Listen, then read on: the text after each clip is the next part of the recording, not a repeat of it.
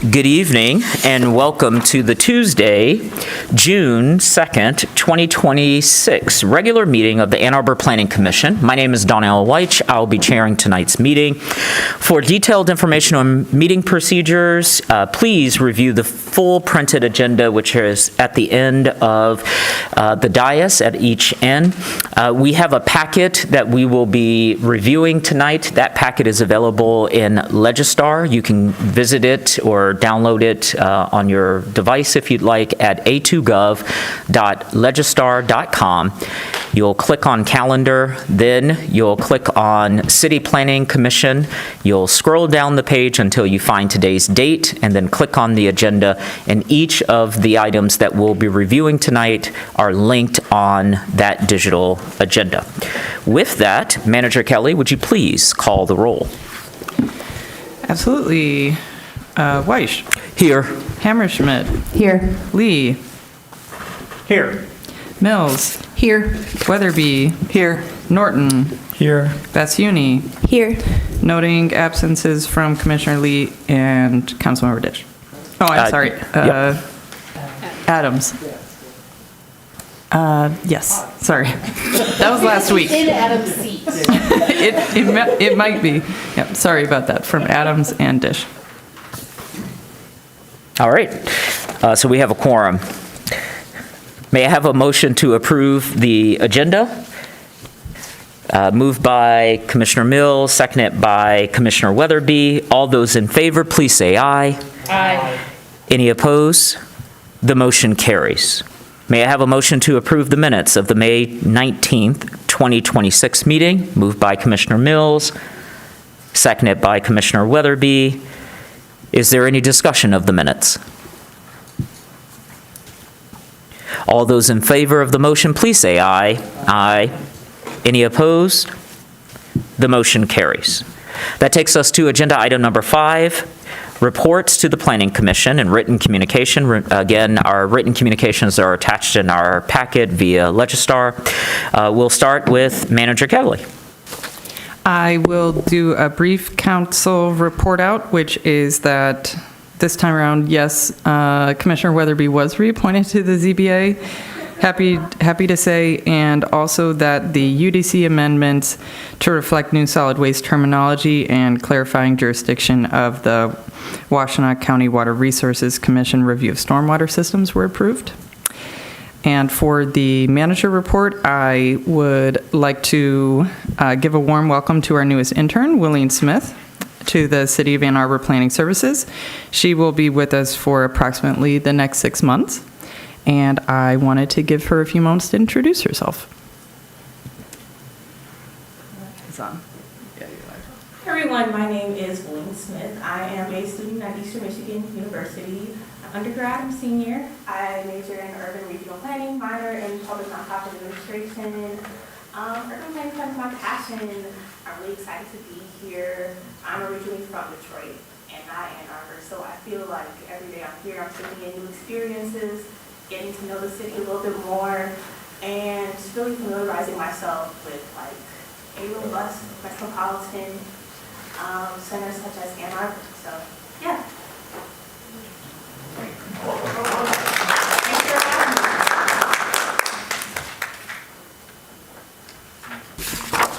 Thank you, Manager Kelly. Do other commissioner officers or committee liaisons have anything to report?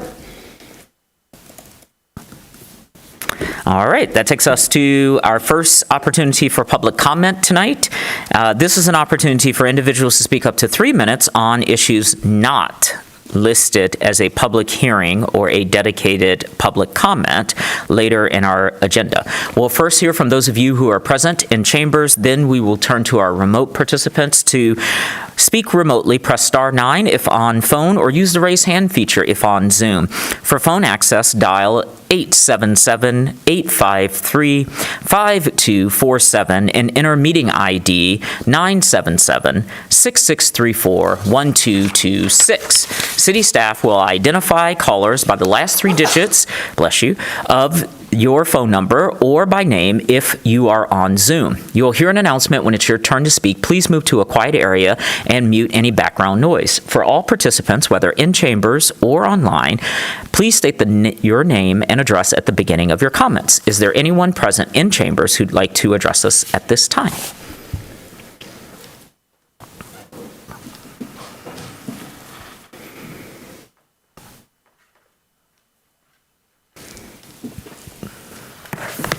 Thanks, Chair Weiss and Commission. Ken Garber, 28 Hammer Hill Court. I'd like to comment on Agenda Item 11A, CPC feedback on UDC update RFP, assuming that this is the appropriate time and that there's no dedicated public comment period for that. Yeah. Sounds like that's true. You're good.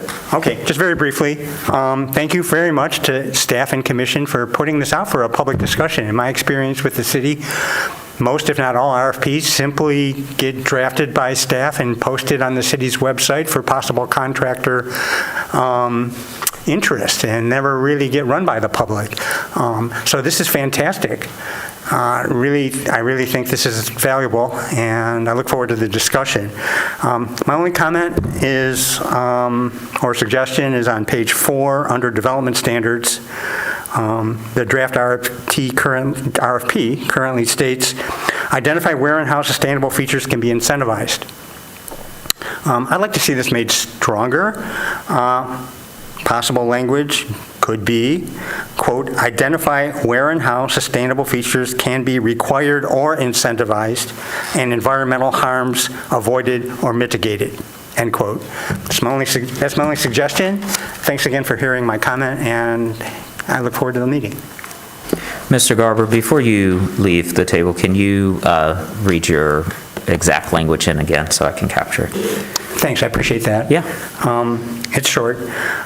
Identify where and how sustainable features can be required or incentivized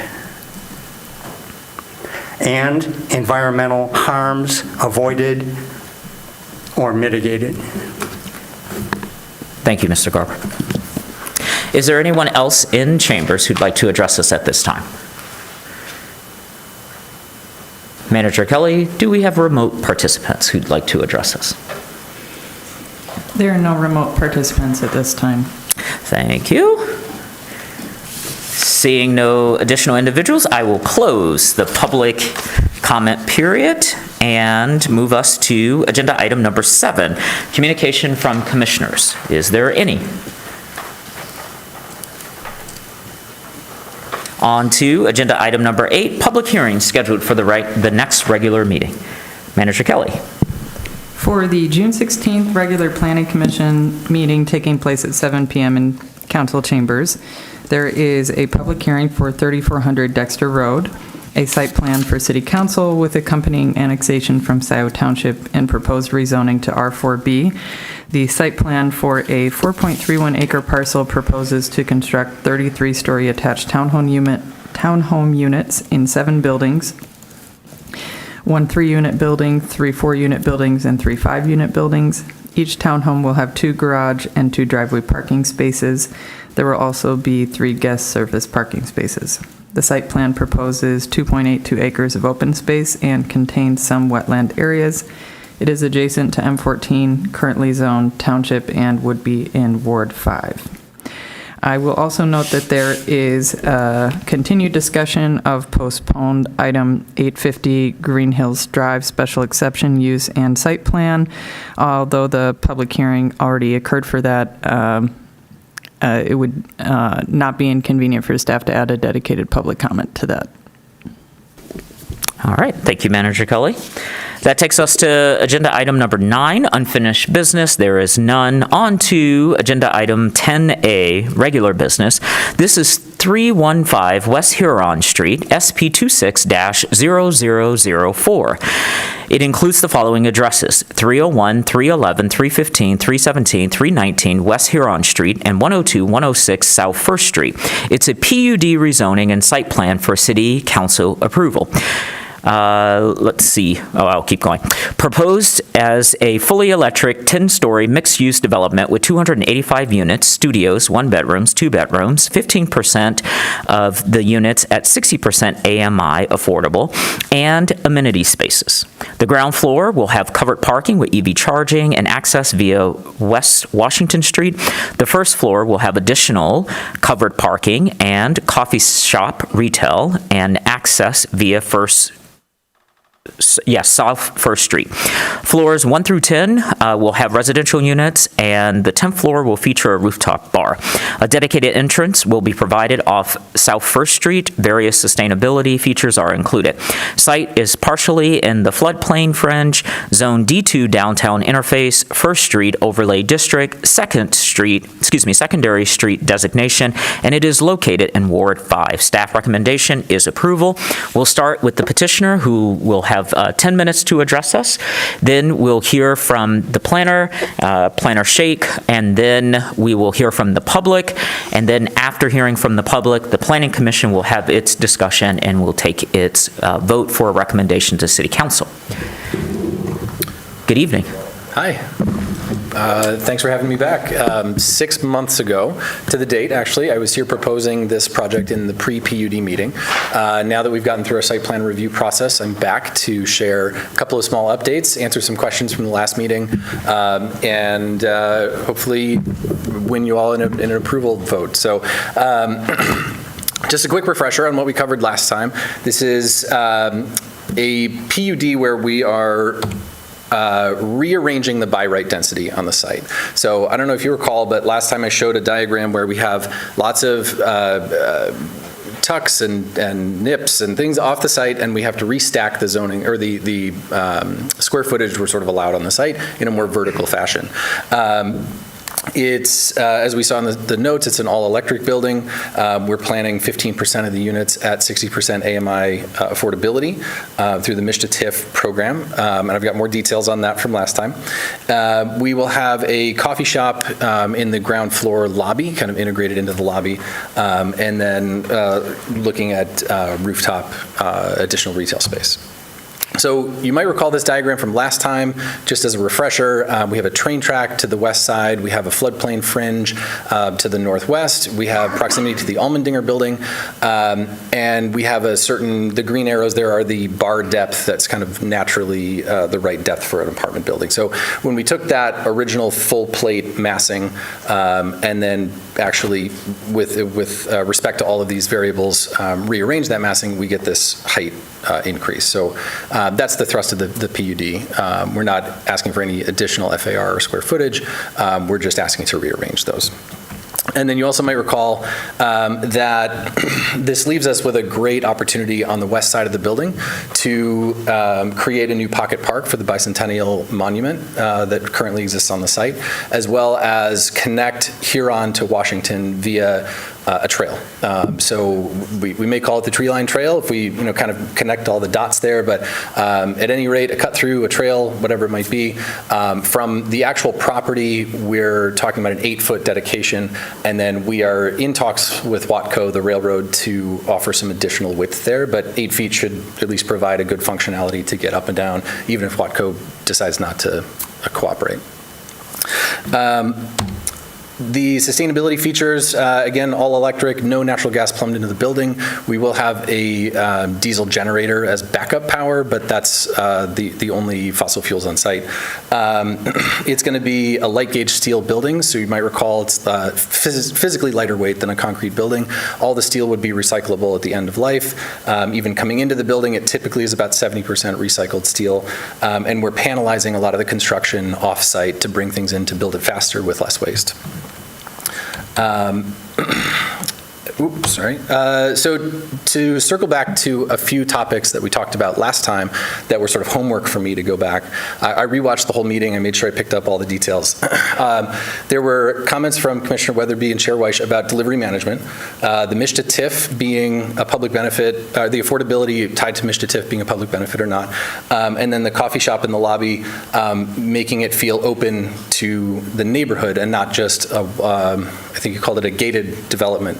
And feeling like we're exclusionary. So I've got a slide on each of those. So delivery management, the green spaces here are how we're addressing that. So first of all, it's about 2 cars worth of live parking on the street, on First Street. That exists already, and we plan on keeping that.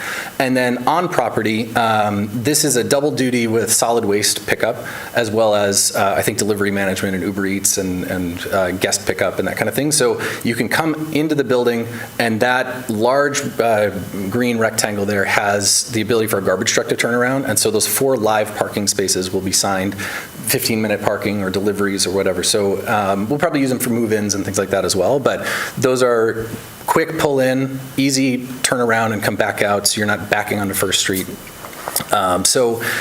Deliveries keep increasing. This is about what we can offer on the site.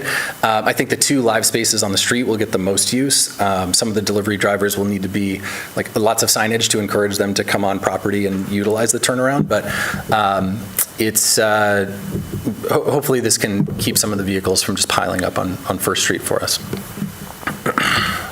We had quite a bit of discussion last time on the affordability driven by the MSHDA TIF. So 15% of the units at 60% AMI is funded by a tax abatement. And we talked about whether or not that constitutes a public benefit or not, and a comeback ask of how does the TIF work, what do the taxes actually look like. So the graph that I've got there, blue is we don't build the building, right? That's the tax that exists on the 2 parcels, as best I could tell from the assessor's website.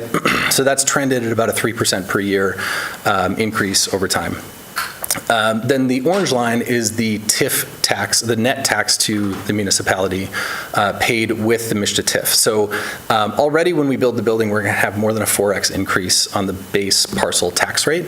And then you can see at year 26, it steps up significantly to more than $3.5 million a year. So the area between the orange and the blue is the net impact of taxes paid to the city and the county. And so, given that the orange line is above the blue line, I suppose that's perhaps a net benefit, but I wanted to at least illustrate how the function works. So now if you took that sloped part to the right of the orange line and drew it all the way back to the beginning, the area under that curve, that triangle, that's the benefit to the project. That helps actually get the project out of the ground. So absent this, I can't make the numbers work. So, at the very least, there's more taxes paid if the building's built from day one. And then finally, we wanted to show the latest rendering we have of a furnished coffee shop lobby. And then I have some renderings of a building that I'm almost finished with in Grand Rapids that has it's a much smaller building, but a similar vibe to what we're talking about here. So anyone can walk in off the street through the vestibule. There's going to be lots of furnished space, breakout conversation spaces. Where the cursor is the coffee bar right here. So that's where baristas will serve drinks from. You'll probably queue and order here, and then you'll be able to sit anywhere. And this is all open just like any other coffee shop would be, but you'll see that we'll have some kind of probably pretty glassy leasing office that attaches at the back, and then a door here that gets us into the residential corridor. That'll be security access controlled, and then access to the elevator lobby that's probably just open because we can control the elevator access with a fob. You'll see that there's a blue section we're marking it retail right now. I don't want to name names or anything, but we are working on a concept that attaches that lower level up to the roof with a dedicated elevator. So those are the 3 major, here's some renderings of the project that I'm almost finished with in Grand Rapids. So very welcoming, warm, a coffee shop that really kind of blends in with the existing lobby that's already there. You can't see it in these pictures, but the elevators are just around the corner. The leasing office is further than that, and it really kind of feels like an all-in-one type space. So those are the major comebacks from the first pre-PUD meeting. And I'm open to any questions. Great. We'll hear from Planner Shake next, and then we'll have a public hearing, and then we'll have our discussion, and that's where we'll come back to you. Have a seat, yeah? Yeah, absolutely. I mean, you can do whatever you want, but your time is over, yes. And now we'll move on to Planner Shake. Thank you, Chair Weich. Yeah, as you recall, we saw this project back in December as the part of the PUD process. The PUD process starts at the beginning with a pre-PUD conference where the potential applicant presents their development ideas to the Planning Commission for feedback before kicking things off. It's as you recall, it's not a voting item. It's largely a conversational item where the applicant can present and talk about potential ideas with the Planning Commission. By and large, the project has not changed from the project that we saw back in December.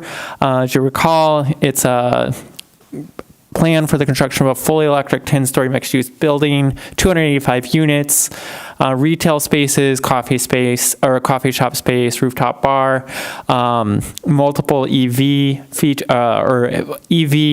and bicycle parking, and other sustainability features. The project itself, it's a 0.84 acre parcel bordered by West Huron Street to the north, Ann Arbor Railroad to the west, South First Street, and West Washington Street. Multiple buildings are on the site. There's even more addresses, but it's specifically two parcels. Each parcel is subdivided into, I wouldn't say subdivided, has multiple addresses tied to it. So we're talking about rezoning of two parcels, but 11 addresses, I think, or 9 addresses. Neighboring uses on the other side of the railroad tracks to the west is the YMCA. To the north across Huron Street is the Delana Center. There across First Street is a parking lot to the east, and the two parcels kind of surround on the north and west sides the Almendinger building. So when we're looking at a PUD, this I think is our first PUD where we have updated our comprehensive plan documents. We used to have 6 documents that compose the comprehensive plan, and now we're down to 4. So first step of what we look at is the comprehensive plan and the compatibility. So the comprehensive plan 2050. The Parks and Recreation, the PROS plan, Parks and Recreation Open Space plan, the Transportation plan, moving towards zero plan, and the Tree Line Trail plan. So contextualizing this project in the new land use plan recommends hub for this area. The proposed use and PUD zoning district are consistent with this plan and the surrounding land uses. Also recall that there are 8 criteria for PUD zoning district review. To pass through those briefly and quickly, of course, if I'm speaking too quickly, tell me to slow down. Item 1, these are all found in section 529.11F of the UDC. Item 1, the PUD district has a beneficial effect for the city on present and potential surrounding land uses. Item 2, the beneficial effect could not be achieved under any other zoning classification and is not required to be provided by existing standards. Number 3, the uses do not negatively impact public utilities or surrounding properties. Item 4, the uses are consistent with the comprehensive plan and policies. Item 5, when residential uses are proposed and the proposed density exceeds the comprehensive plan recommendation or the underlying zoning designation density, 15% of the residential units must be affordable housing units or in lieu fees paid or a combination. Item 6, supplemental regulations include certain elements. Item 7, vehicle and pedestrian transportation within and to the district is provided that also supports alternative methods of transportation. Item 8, disturbance to natural features and or historically significant architectural features is limited to the minimum necessary. So staff, and it looks at the PUD, kind of looks at this project in 2 aspects. So we look at the proposed PUD zoning against these criteria, and then look at the site plan or the project in and of itself. So they kind of like walk together through the analysis, both the PUD, the concept of a PUD, and the project, and how well they fit together, building upwards through the comprehensive plan and zoning. The staff does recommend, I will skip through some of these, but staff does recommend approval of the PUD zoning district. We find that the zoning district and corresponding project fulfill the intent statement for PUDs generally. Staff also finds that it meets the standards for beneficial effects, including the provision of sustainability features, all-electric design, and rooftop solar, affordable housing, open space, and efficiency in land use and respecting the neighboring historically significant Allmendinger building. Staff also find that the beneficial effects could not be achieved through the other zoning classifications. The proposed use also does not negatively impact public utilities or surrounding properties, and find that the proposed use is consistent with the comprehensive plan and as well as with neighboring uses. The supplemental regulations provide, and I'll get to the supplemental regulations in more detail in a moment. The supplemental regulations provide sufficient justification and performance standards to monitor purported benefits. And staff find that the amount of vehicular parking provided has been reduced significantly, and bicycle and EV parking are also provided as required. And finally, staff find that the disturbances to natural features have been limited to the minimum necessary with required mitigation measures in place. But before I jump to the brief discussion of the supplemental regulations, I do want to call attention to the Planning Commission that there are two potential actions this evening because there are two separate items. So we have the potential rezoning recommendation for the PUD zoning district and the recommendation for the site plan. So that's why there's two separate items discussed in the staff report. As we briefly overview the proposed supplemental regulations. So, for the planning commissioners, just to remind you and to remind the public here and everybody watching at home, how does a PUD zoning district work? PUD, Planned Unit Development Zoning District. It's kind of a customized zoning district in which you denote a PUD zoning district on the map for specific parcels, and what I've mentioned a few times are called the supplemental regulations. The supplemental regulations effectively function as the site-specific zoning code in addition to other applicable parts of the UDC for those parcels. So that's what the supplemental regulations are. That's what their function is.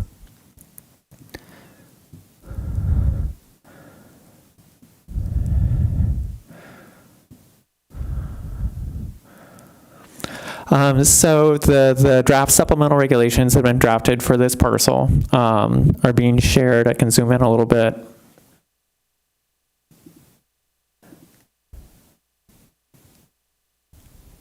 I don't know if the commissioners can see. CTN, is there a way that we can show this on the monitors? Oh, awesome. Thank you. Yeah, already requested. Thank you. Deputy Manager Kelly as well. So the supplemental regulations, just to outline briefly for everyone. So section 1 is the purpose statement, all supplemental regulations, because this ends up getting, these would get enacted as essentially an ordinance through City Council. Section 1 is the purpose statement.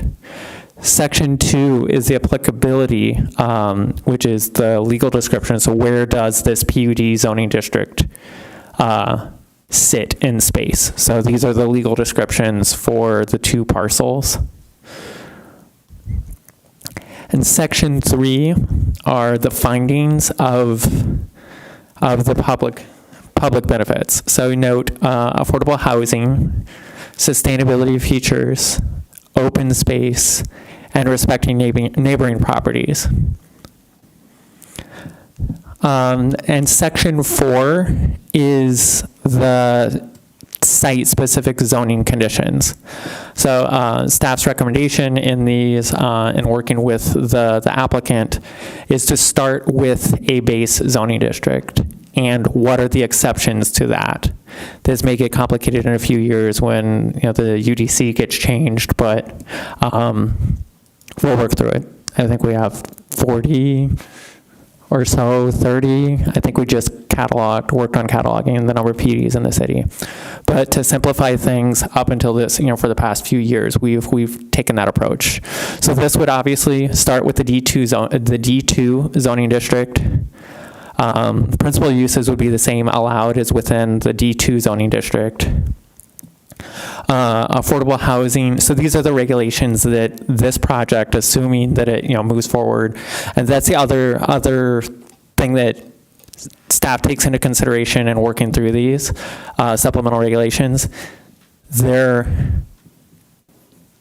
somewhat tailored to the specific project at hand, but for whatever reason, should the project at hand not be able to move forward, these regulations sit with the land. So another project that would come along would need to follow these site-specific zoning regulations, essentially.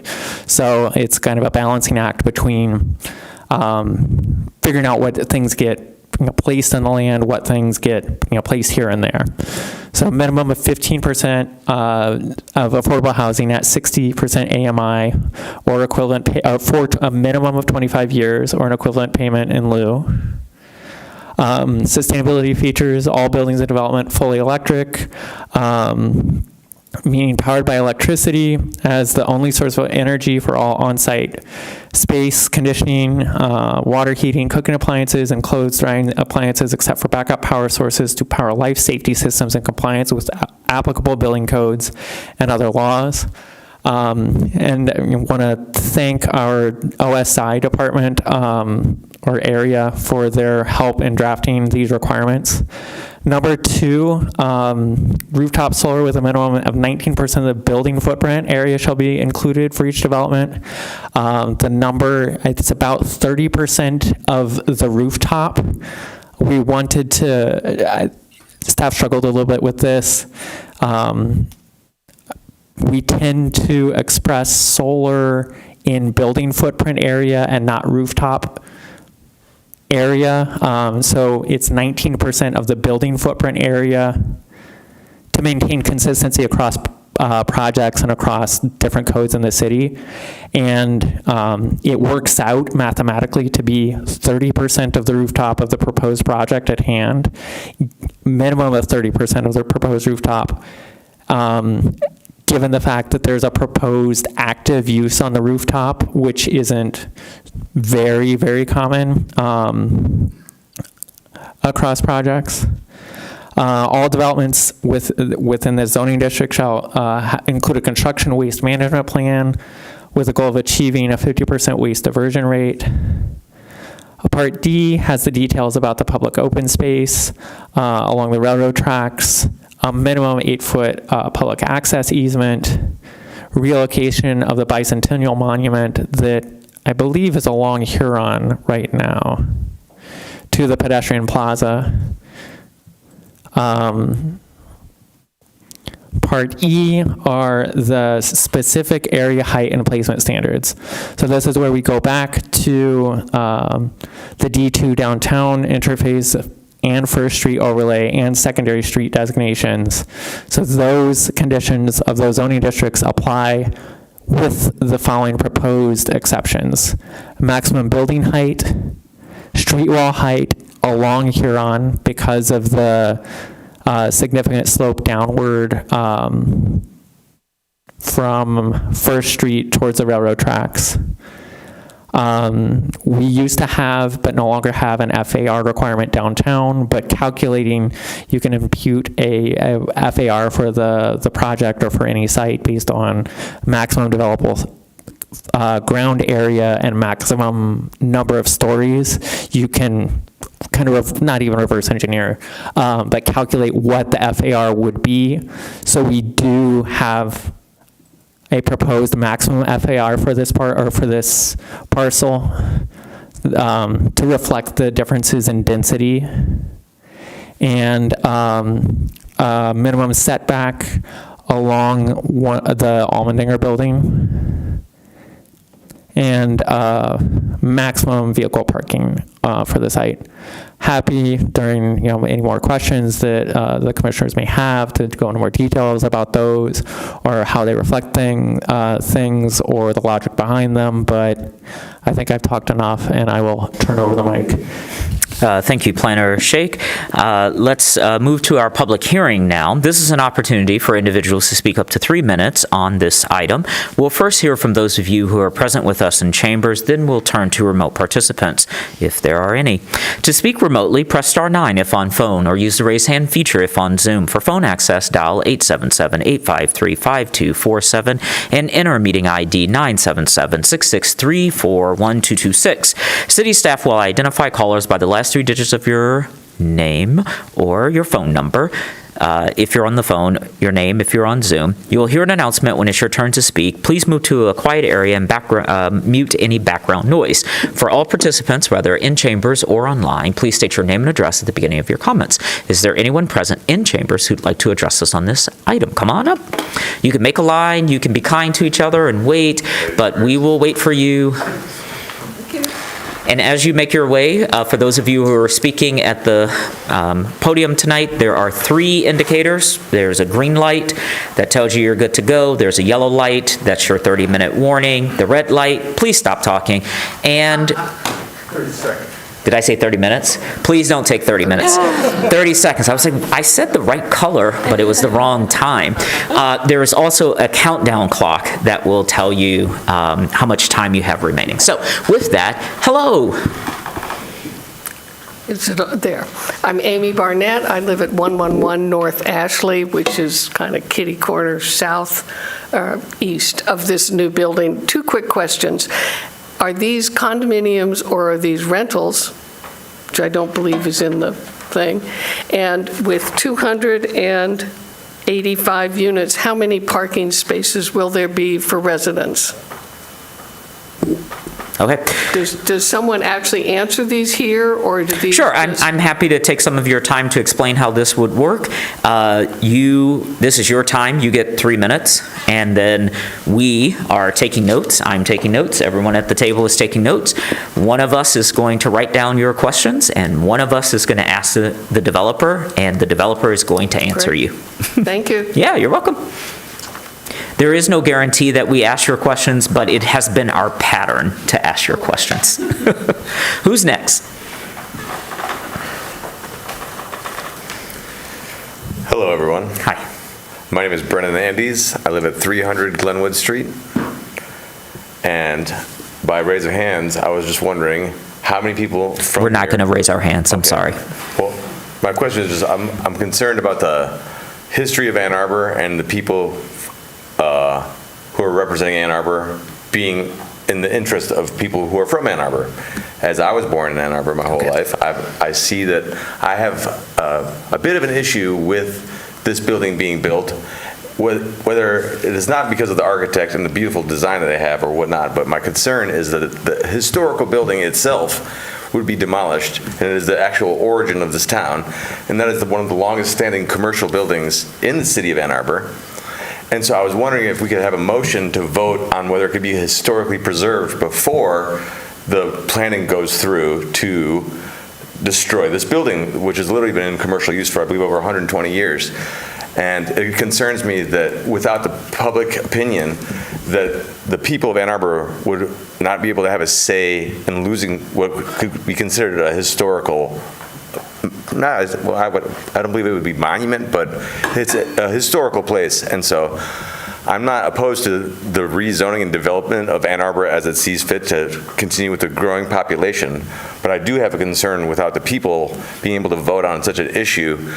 Not to mention, I represent a small continuum of people who are employed by that building. And I have a myriad of concerns in regards to A, how long we would be unemployed before the building would be developed, B, how long the busiest street in Ann Arbor would be shut down, because Huron Street is the main vein for access to the city, downtown and out of town.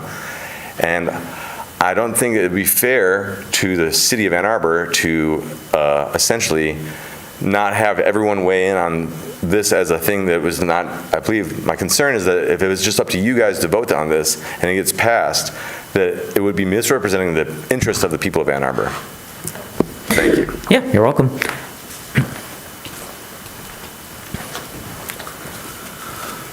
Hello, I'm Dan Gunning. I live at 626 Westwood Avenue in Ward 5. I am opposed to the PUD for this property. I think that the building itself, as so many other large developments in the city, is not really aesthetically aligned with any of the existing Ann Arbor architecture. It's sort of straight up and directly, there's no setbacks or any sort of simple access for people on the street, just kind of crowded. And I think that for the location, it is too tall. I think that the zoning for that area that we've agreed upon that before this exception would be made is about 5 stories, which I think seems a lot more appropriate for that location. And I would oppose it on the basis that it is really 10 stories of luxury apartments right downtown. I can see what the appeal for that would be financially, but the idea that that this is contributing to affordability, I think, is very misleading.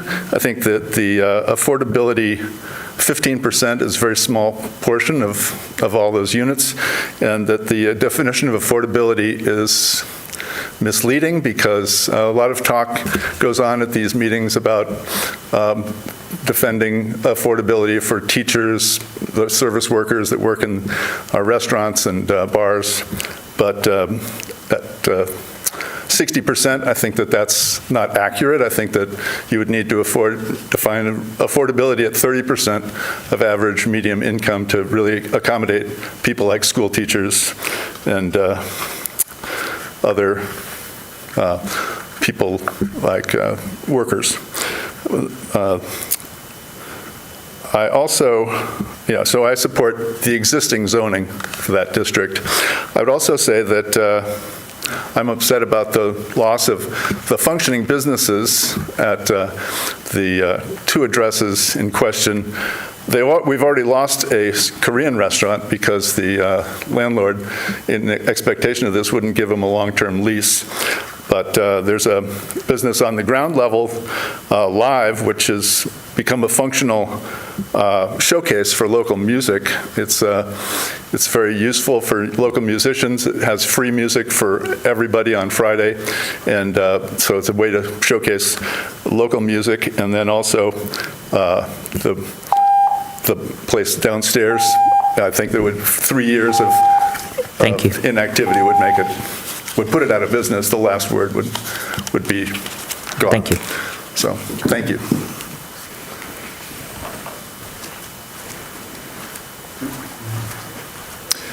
Good evening, John Marucci, 111 North Ashley Street. A couple of questions or concerns. Rooftop bar, when I hear that, I'm concerned about noise levels, maybe some light pollution and stuff at a 10th floor level. I don't know if there's anything comparable in the city right now that would compare to that. Is it going to be an open rooftop deck? You know, what are we looking at there? So I would have questions on that, some more detail on what the proposed use is going to look like there. Also, the infrastructure currently, 285 units with the current sewage and so forth. I know we're currently going through a big construction on Washington and First there. Is this going to, in a couple of years, need another increase, more street closures, tear-ups, increasing sewer sizes and so forth?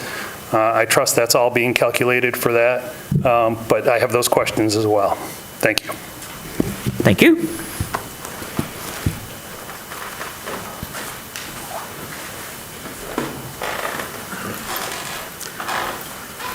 Robert Helber, 1890 Encore Lane, Ann Arbor.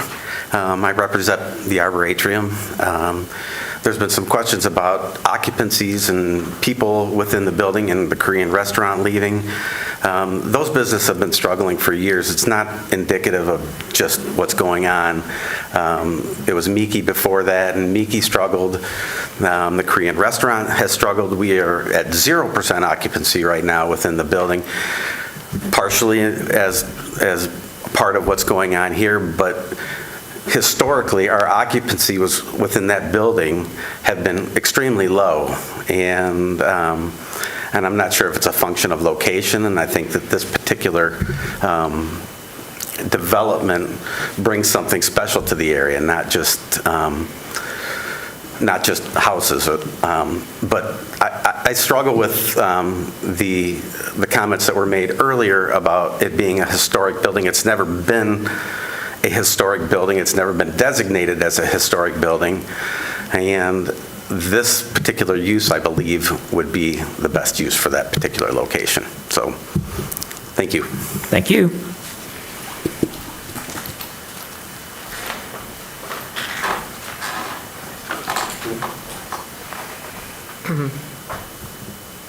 It usually starts when you start.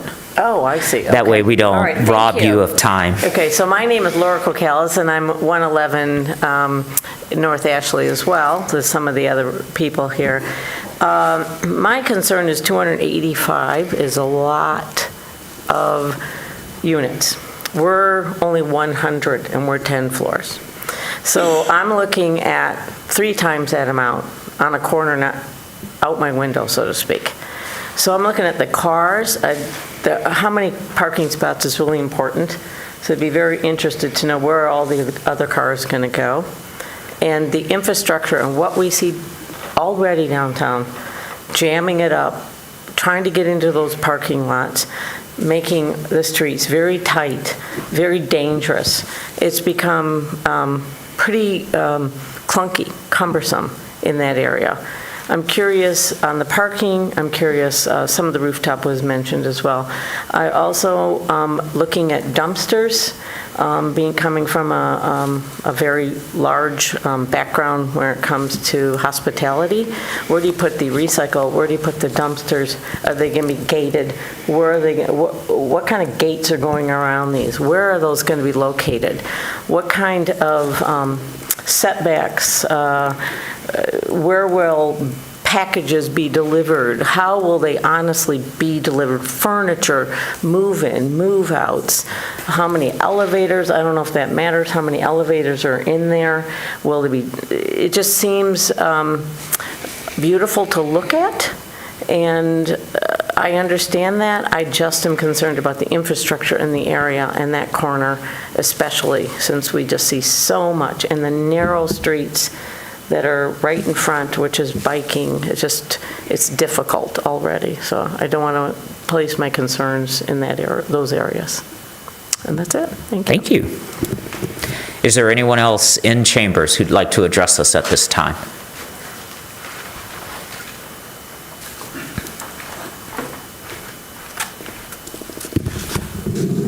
You brought a book. I'm not going to read it. Okay. Thank you, Chair White. Ken Garber again. Overall, decent sustainability features, including the recyclable materials, the light gauge steel, the almost all-electric building, some solar. Falls short of A20 in many ways, though, not net zero energy, structural steel, not CLT, few passive house elements, not sure about ERV. But it's better than most buildings we see. I was surprised to hear about the diesel-powered generator. I assumed it would be a natural gas connection. It raises the question of, will it be storing the diesel on site, and will there be a natural gas connection? Planner Shake mentioned that OSI helped draft the development agreement language around the backup power. I'm sure that's true. I spoke with Dr. Stultz today. She told me she had no idea what the statutory basis is for carving out that exception to all electric, and encouraged me to raise the issue tonight and try to get some clarification on that. I wrote you a long letter yesterday in which I tried to explore what code says about that, and that's why I brought the book. I could not find anything in this book or in other sources that actually that stipulates a fuel source for the backup generator. I believe that for residential like this, a battery could be used, whether systems now are capable of meeting the NFPA 110 requirements. I'm not sure. I need to do more research, but I think that's a question I would put to the petitioner, whether that's been looked into. So, yeah, and I had some proposed language on the development agreement. Actually, I have second thoughts about that. I'd like to propose different language. It would be this. All buildings in the development are all electric, et cetera, including backup power systems to power life safety systems unless otherwise required by applicable building codes or other laws. So that makes the all-electric generator the default option, with gas or diesel only allowed if required by code. And it may be, I'm not an expert, I may be missing it somewhere, but I think we could use clarification on that question. So why does this matter? Because either we have a future without fossil gas combustion or we have no future. Emissions are cumulative, so just reducing them does not stop global heating. We have to zero them out.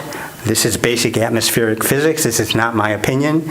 Gas lines must be cut and left to wither, like telegraph lines, which are also relics of the past.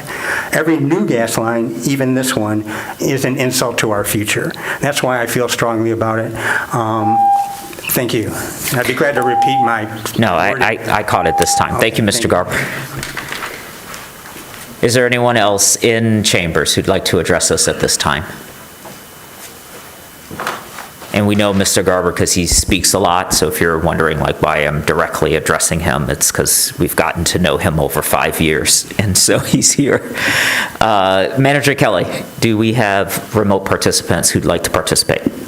We have only internal participants. I don't know what that means, but okay. It's okay. It's okay. It's okay.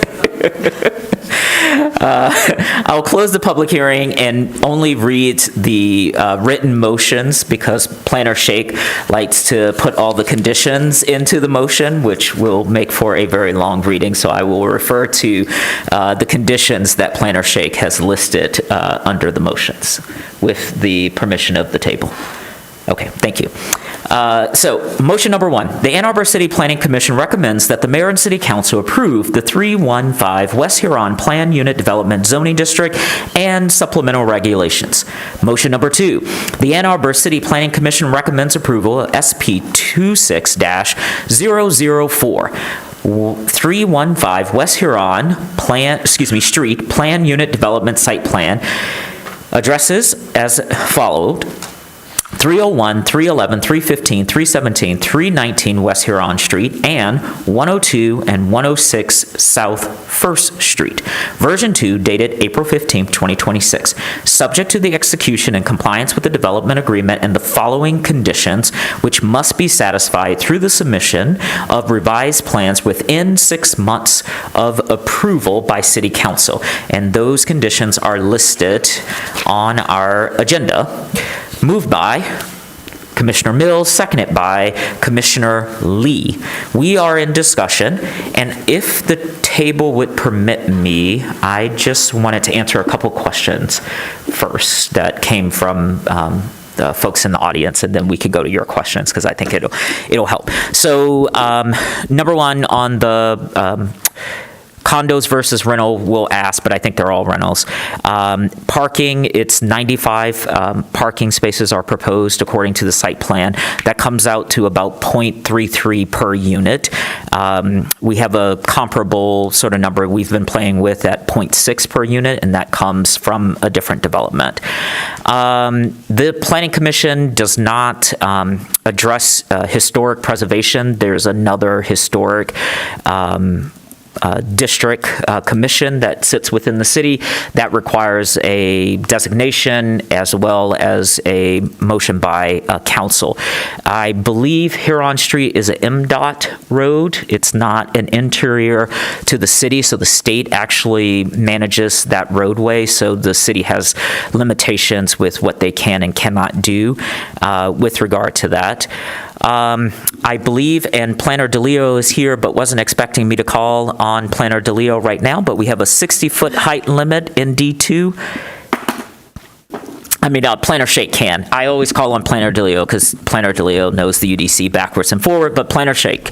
Yeah, so Great. it's, recall it, downtown kind of has a layered, so the height in downtown districts actually comes from the overlay district, so not just the D1, D2. So D2, First Street, if I remember it off the top of my head, has a 60-foot. Great.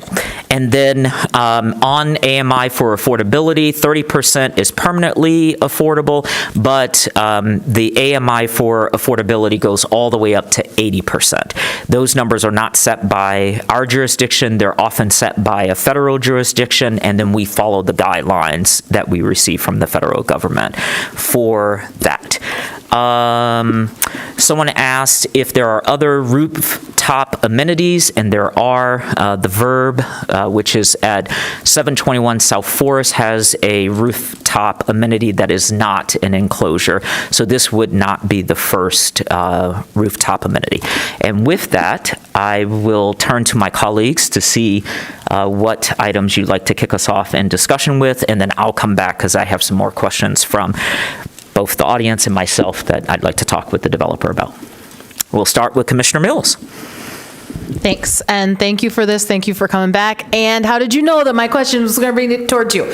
Actually, I think we had the benefit of seeing the plans the first time. And that there's no changes is awesome. And I think actually if you pull up the site plan, it might answer a couple of questions that people had. Sure. Specifically about solid waste and movement. You sort of went over that, but I think just zooming in a little bit, taking a little bit more time might help. I don't know if it's up on the monitor or not, but I can point that out for you. Okay, so north is up. The green area, the big rectangle, is where garbage trucks will pull in off the street. We will actually have all of our garbage bins inside the building under trash chutes. And then when it's garbage pickup time, those bins get rolled out. They sit there, they get picked up by the trash truck that dumps them in. The trash truck turns around in that green area and exits, and then those bins go back under the trash chutes. So there may be some times where those bins are sitting there waiting for collection, but generally the trash is all in a large trash room inside the building. Oh, sorry about that. Yeah, you have to speak to the mic. I know you were trying to address the questions in the audience, but it's being recorded, and we need to hear you clearly. And so it won't be on First, it'll be off-street. The bins will be correct. Yeah. Off-street in this, it's not a rectangle, they're like, it's the one that's the other green. You can see farther, the little, yeah. right, these are little depictions of dumpsters right here. Right. Yeah, so they're tucked into the building even when they're out ready for pickup. And then normally they live in a room here that's under trash chutes. And you mentioned before that you thought that this would be the place for the deliveries and also for move-in, move-out. And I'm just curious where, if someone's parked there, where the entrance is, how they get into the building. If you can help there's a people couple know. of entrances. So you saw the depiction of the cafe entrance up here, the retail entrance here, and then along this side, we'll have another entrance that's more residential focused. So that's primarily the move-in, move-out kind of? Yeah, as close to the elevators as we could get it. Okay. Let's see, in that vein, well, I would just note that I live about a block and a half from here, and cycle by, well, it's unpleasant to cycle on Huron, let's be honest, or even on the sidewalks, and so I'm on Washington, except for construction. And just want, I would say I think a lot, I mean, I also have two small children that cycle with me, and we love the bicycle highways, and have multiple times nearly gotten run over when people are pulling out of William parking garage. Anyway, it's very scary. And actually, I appreciate that here the bicycle highway is on the other side of the street, so that's going to be less of an issue. I saw in the staff report that there was some, that transportation asked for some additional treatment. I think, I wasn't quite sure if they were talking about the First Street side or if they were talking about the Washington Street side. around the sidewalk. And so do you have more details, or do you want me to ask staff about what that comment actually from them meant? On the Washington Street side, I know we were required to limit left-hand turns out of it's not shown on this part of the site plan here, but there's 2 levels of parking. They don't connect with each other. The lower level exits onto Washington, and there was discussion about not having cars turn left because there's the railway trestle that sort of limits visibility if you were going to try to cross traffic. So that may be what you're referring to. I mean, in the staff report, and maybe this is a question for Planner Shake, there was I thought that there was some, let me find it. Do you know what comment I'm talking about in the transportation section? It's up front. Potentially off-street or off-site parking pedestrian demand.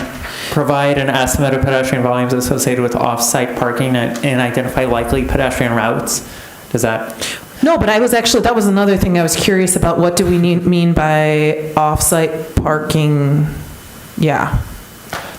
There's not so I'll jump through. I think there's only 3. The one before it is the thing that actually, the pedestrian priority crossing treatment. I wasn't sure what that meant or looked like. For example, raised crossing or equivalent design. Is that raising the sidewalk? So the raised crossing. So this is at the driveway, and to my colleagues in transportation, please excuse me if you're watching for mischaracterization of paraphrasing. And reviewing things with them before this meeting, at the driveway entrance, revising that interface point, so specifically where cars would be going into the building along First Street, and where that crosses a sidewalk. So, potentially the examples given by transportation were like a raised crossing. So like the sidewalk, like we see in some areas with the raised crossing, and blinkers, it may or may not have blinkers, or like an audible warning, thanks, there, but the treatment there at the garage entrance, specifically where it crosses the sidewalk, that's that item. The second item is basically to dig in a little bit deeper to mapping out potential off-site parking demand. We have a decent amount of parking downtown, just getting a little bit of understanding about where, if beyond the 96 parking spaces, like what is the parking demand beyond 96 for a 285 unit building, and just kind of mapping those routes. Like, are they parking at Ann and Ashley? Are they parking potential closed structures? Great. Thank you for that. Have you given any thought to like what your anticipated parking demand will be for the 285 units? There's going to be more cars than we have parking spots for. That's almost certainly the case. But in an urban building like this, we try to also look at parking as a holistic resource downtown. And to my knowledge, the municipal parking decks often have a lot of space in them that could be utilized for a building like this. There's a large lot right across the street. And so anybody not parking in the building will have probably a dynamic, flexible parking arrangement. Okay, great. I have a list of other questions, but actually I'm sure other people will pick them up, or if not, we can come back. I'll just make my observation. Often I think about what is shown in the renderings and what's in the supplemental regulations, right? Like how close is this to what we can expect? My sense is that it's pretty darn close. And I actually think that the way that you described it and the way that it's set up, effectively saying we're shifting the FAR around and makes a whole lot of sense. And the idea that it's 10 stories and many of the folks that are here that are provided comment today are also in 10 stories. Like it feels like it's different than what would be required in D2. And so it needs a PUD because it's not, that's not possible in the current district. And I think it seems sensible.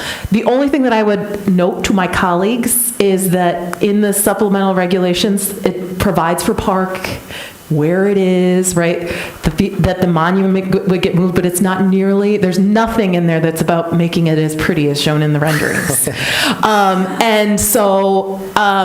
And I also recognize that, like, how to write that into supplemental regulations is tricky.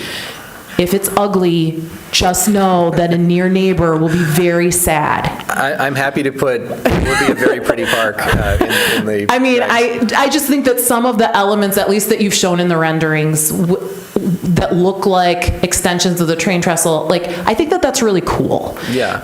And I think could really be a space. And I think also maybe that's not apparent, and a question that I may have gotten as I was preparing from this meeting for my husband is like, are people going to look out up at the train? And no, based on what we showed before, it's parking on those lower two levels, yeah. right? And so there's not going to be units under the train. Correct. Yeah, that was one of the rearrangement of mass factors that I showed in December, was we don't want anybody looking up at train tracks. That just feels like weird feng shui. So they're above the train tracks, they're away from the train tracks to the extent that we can make a squared off building.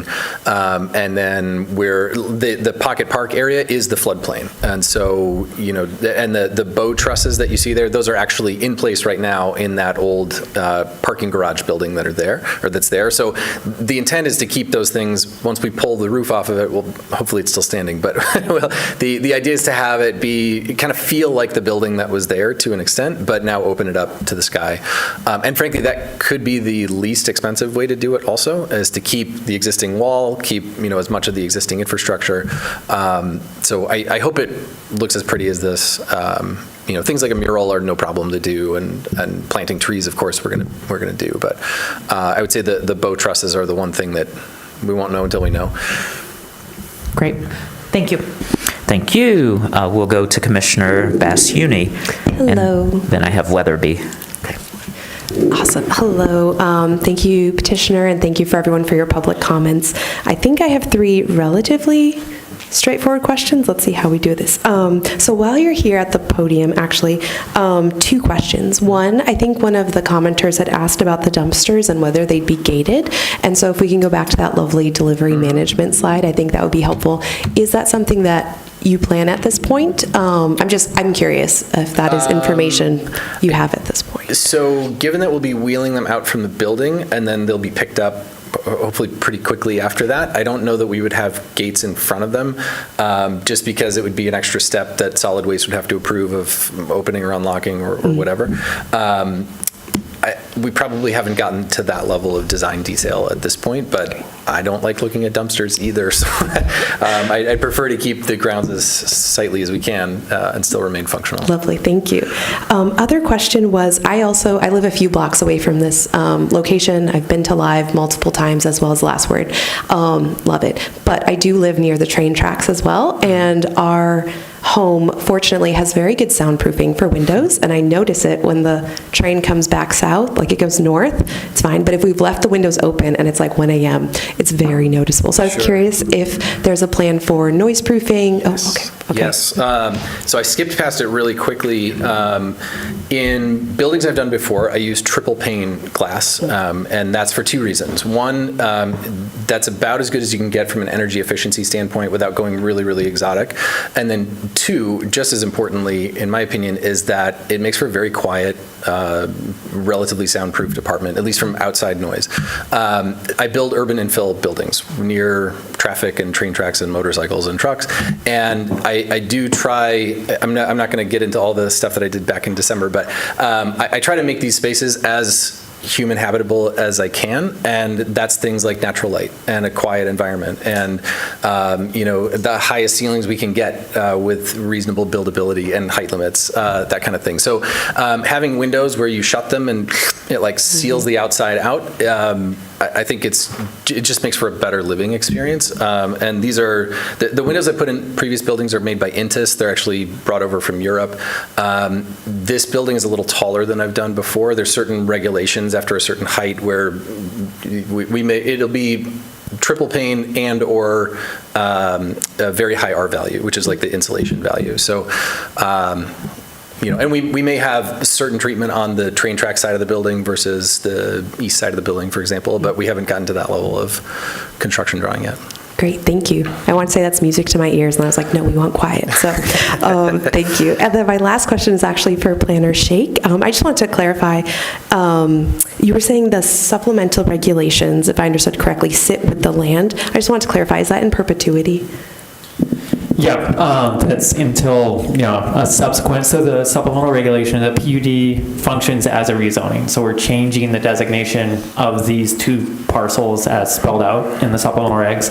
So these are the, other applicable sections of the UDC apply here, but the supplemental regulations are tied to these two parcels until the supplemental regulations would be, edited, which would look similar to, a rezoning type application, or the parcels are rezoned through another process or another petition for rezoning.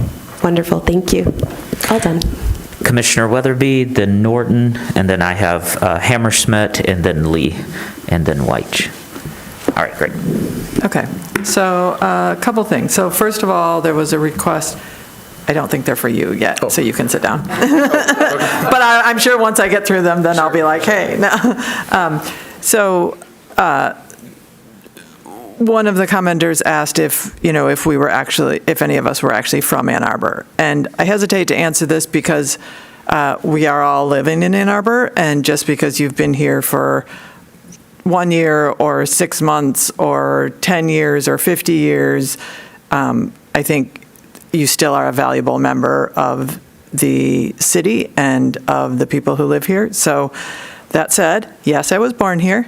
I first went to this building when it was the Rubaiyat, and with my parents, interestingly, if you know the Rubaiyat. I've been to live many times. I love The Last Word.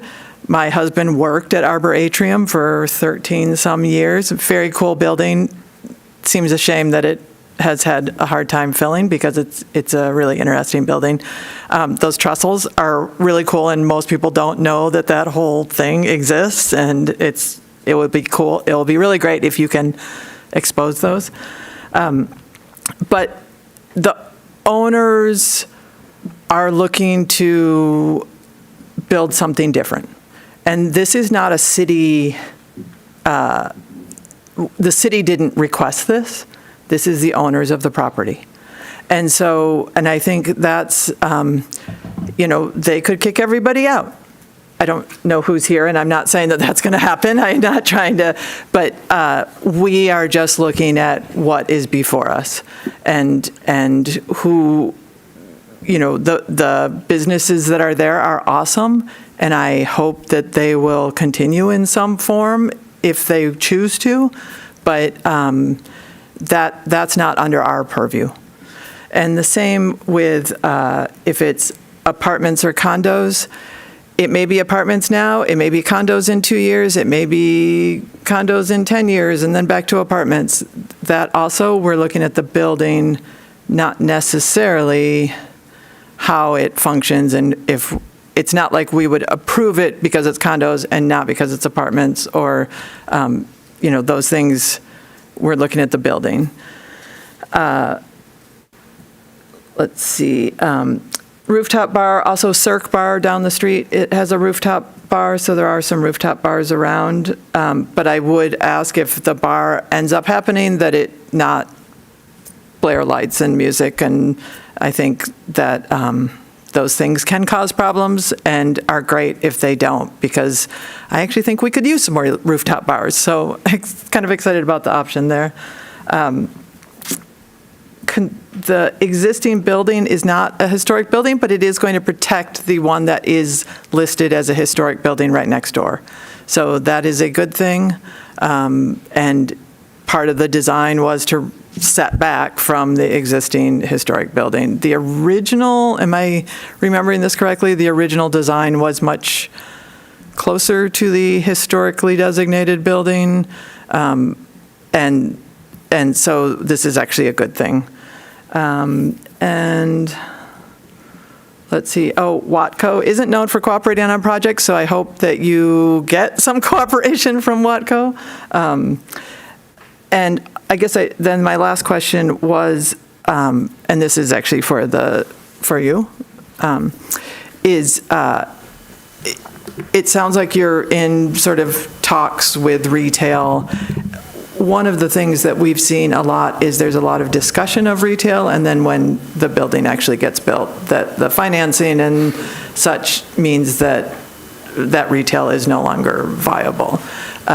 Is this something that you're thinking of and that you're looking at financing so that retail at a reasonable rate for whatever the retail you want is going to be something that is at least considered? It's no secret that retail's hard. Putting even the coffee shop in the lobby has a lot of concessions to a tenant like that. I've got two of those, one that's operating, one that's about to open in Grand Rapids, same model, and those are sweetheart deals. The idea is that it's a win-win-win for everybody. It's a great amenity for tenants to come down in their pajamas and get coffee. It's great that it opens up the neighborhood, and it also activates the space just a little bit more. It's less sterile. The other retail portion that we're talking about in the building, we're actively working and designing right now. We have all intents to keep moving forward, but it is hard. It is difficult, and costs are high, and rents are sensitive, and all of those things. So I actually was trying to scale back any sort of discussion of that to not make any promises, but a couple little elements still remain in the docs, but it is definitely our intention. There's designs that we've been working on, not anything we can share at this point, but that's everybody's really pushing for that. And the pro forma and the financing is all set with that being plan of record. Okay, so. All right, thank you. Thank you, Commissioner Weatherby. Commissioner Norton. Don't sit down, because I'm going to have questions for you, but I want to make a couple comments first. I understand that we heard about affordable housing. This isn't going to be affordable housing, and whether it's condos or apartments, either way, it will be 200 some units of residential living. That helps greatly with the supply problem that we have. So it doesn't need to be all affordable housing to make an impact on providing more housing in the city. So I think that's a good thing to note. I think, maybe I'm beating a dead horse, but if it's possible to put up the diagram again of the, I know who I'm talking to, the alleyway. Oh, that one. The delivery area. Trash. Just to be clear, you've basically created an alley that's pretty well hidden from the street, right? You enter it, if I'm reading this map correctly, you're entering an alley off of First Street. You're not really going to be able to see what's going on back in there. So the concerns about, I'm not sure how you would see those garbage containers from the street if you're standing on the street. Not very easily. Yeah, so I guess there were concerns raised about, this is going to be ugly, the garbage is going to be sitting on the street. You're not going to see the garbage if I'm reading this mapping correctly. It's pretty well tucked in. Correct, yeah, between where the Elmendinger building sits and then how far you might have a very quick glance of it as you're walking down the sidewalk. As you're walking by, and then we're worried about pedestrian crossing coming out of that, so the traffic folks are already telling you do something to make that safe. Mm-hmm. I know the back of the townhomes off of Main Street have a warning light system so that you can tell if someone's coming in or out. I think that can be addressed readily. So those things, I understand the concerns about the height, but every building that's gone in, people have complained it's too tall. I totally get we're getting benefits by squeezing it in to get it out of the floodway. It means you go up a little bit. I think that's a reasonable trade-off. I was really surprised that Commissioner Mills didn't ask this question, so I'm going to ask it.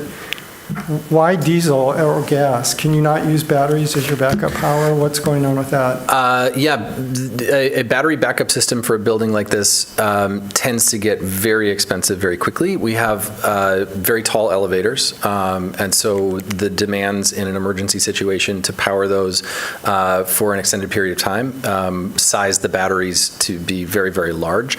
A diesel backup system is very nicely self-contained. need in the future if there's better battery technology. This is just one unit that we can pick up, move off-site, and replace with something else very easily. There's no natural gas tap on the property at all. Someone asked about natural gas as an alternative. That a natural gas generator is also larger physically than a diesel. The natural gas is just not as energy dense, and you need a much larger sized thing. So this is the way to keep it as compact, as future-proof to the extent that we can pick it up and move it, and we don't have a ton of infrastructure tied into it. And it's also the most cost-efficient.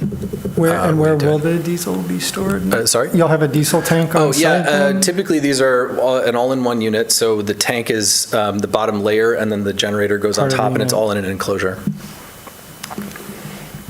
And the benefit of that, too, is in an extended outage, batteries will wear down. The solar would help a little bit to keep those charged, but if you hit a duration of outage that's long enough, you'll run out of batteries, and there's no way to quickly charge them. You can refill a diesel tank if you need to, if we're down for 3, 4, 5 days or something. Yeah. I would love if you could do batteries, but I understand the trade-offs that are going on here. Maybe at some point the technology will get to the point where you could do that. So I guess I'll leave it at that. I do have 2 comments. I remember from the last time you were here that you had talked about maintaining the facade, even though you're going to take out the building that's down adjacent to the tracks. Mm-hmm. You had said something about retaining the facade of the existing building. Is that still part of the plan? That is still, there's a backup slide way buried, but yes, the idea would be to, hold on, nobody get dizzy. This is a look at what it could look like. So a lot of those windows are bricked up right now. Mm-hmm. We would pull those down, create just sort of a metal, there's no glass there, it would just be sort of like pretend windows. But keep the facade, keep the bow trusses inside, but pull the roof off, pull the windows out, and make it more open and accessible looking. So that's not fixed in the plan, but that's something you're hoping to do if you can make it work? Correct, yeah. Yeah. I think that's pretty cool. It'd be nice if you could save it in the trusses. I would point out a poorly designed park can become really bad really fast. For sure. And having it kind of enclosed in secretive kind of adds to that. So I'm kind of talking from both sides. It'd be nice to keep the facade, but I also recognize if you really want that space to be activated and used, it needs to feel comfortable and welcoming. Absolutely. And so I'm trusting it's you're a mindful balance. of that. You want to preserve some of those historic looking elements, but also keep it open and visible and well activated and well lit and all that stuff. So we'll be balancing all that. Part of this is we're not really sure what it's going to look like when we start taking the building apart, and we'll see what we can save and what we can't. Okay, well, I'll just say, none of my biggest question was on the backup power, and I'm not sure, I don't see a way to fix that problem. Cool. Otherwise, I think you're addressing the concerns and adding some valuable housing to the market, and hopeful that you're able to kind of do a really good design that's going to be welcoming and activated and used as the trail for public use as well. Thank you. Thank you. Thank you, Commissioner Norton. Commissioner Hammerschmidt. Thank you. Glad to see you back.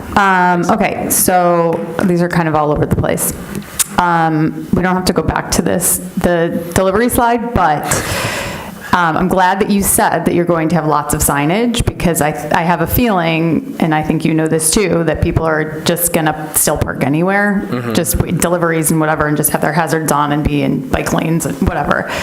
I don't know. I know like Lyft and Uber, like they'll have like at airport, they'll have like designated meeting spots. So I wonder if other services like that where you can like set it so it's within that alleyway, so that is the pickup point. Yeah. I don't know if that's something like that you can. I've never done that before, but if it's possible, that would be great to pull that traffic off the street. That's just because I think it will take time. Like I think eventually, people will get used to the residents putting the pin in that area just to keep them off the street. But yes, lots of signage. Anything you can do like with those companies to say like you go in here to deliver and pick people up, and there's parking spots for like 10-minute parking. The summary of the public meeting you guys held was probably the most lively summary I've ever read of a public meeting. How I've never seen like that many comments before in like a public meeting summary.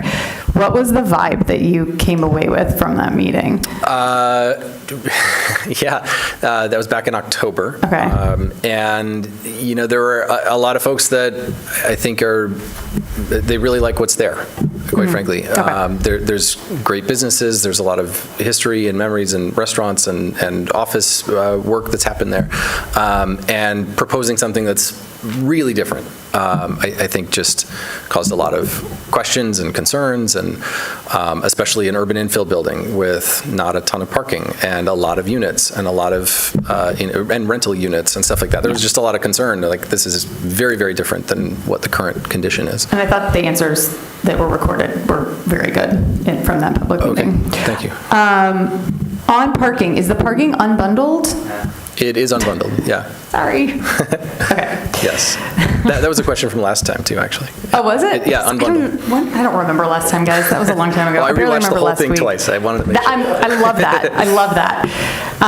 Rooftop bar, I think I said, I do remember saying this last time. I'm very excited about the rooftop bar. And I know we can't, I'm just curious. Especially given the comments tonight, like noise, light pollution, is it the last word? Can you say? Is it, we're working closely with those guys, yeah. It says it in the presentation or in their something. So those things will be addressed as like the plans develop. Yeah. Is it year round? Yeah, so the rooftop is maybe a little bit of a misnomer. It's the top floor pulled back from the floor below it. So there would be an indoor portion, and then those, open up the folding things, and then there's an outdoor patio section as well. That's covered. You can see the big sort of eyebrow on top of the building, even in the first. So you can see that that's like the patio section up there that's covered. Okay, very cool. I think I also said this last time. One thing I really like is that the unit mix really emphasizes smaller units. So like I just did some quick calculations, sort of given the comment that we heard that 111 North Ashley, it has maybe like a third of the units, but in this building there's 117 one beds, which is 41% of the total, and then 104 studio or studio plus, which is 36% of the total. And I can't validate this, but the internet on Zillow told me that there's only 6 studios at 111 North Ashley. So I think that's why we're seeing so many. It's an average square foot per unit thing. I don't know the gross square footage of that building versus this one, but I would guess that the average square foot of a unit is very different in the two. And I mean, whether or not the rents that you'll get for even the smaller units can be considered affordable or attainable in Ann Arbor, I mean, the market will determine that. Sure. Affordability is just a huge topic of concern, and there are so many complex reasons why housing is so expensive right now. I would actually like to quickly shout out a post that I saw circulating on social media written by my colleague Danelle Weich about housing affordability and why and I thought that did an amazing job of explaining why it is so hard to build affordable housing. So can you plug it's on your website? It is. I'll mention it. You'll mention it? Yeah, okay. I would encourage everyone to find it and read it, because I just thought it really well laid out, why we can't just say we want affordable housing and build it. It is so much more complex than that, and getting these housing units is going to help overall the market. I mean, but we just can't build just affordable housing. Anyways, okay. Last thing. Hearing Ken Garber say that this is better than most buildings we see feels like a ringing endorsement. I quoted that. Yeah, high praise.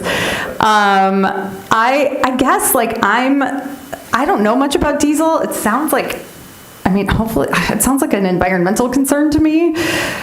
To my colleagues here, I would entertain the language that Mr. Garber proposed of, and I don't remember if that was in the development agreement or what. I know I half wrote it down, you wrote it down, that basically it gives you the option to use diesel, but it gives you the option to also not. If in 2 years there is better battery technology, I mean, I don't know. I liked kind of leaving it flexible, unless otherwise required by applicable building codes.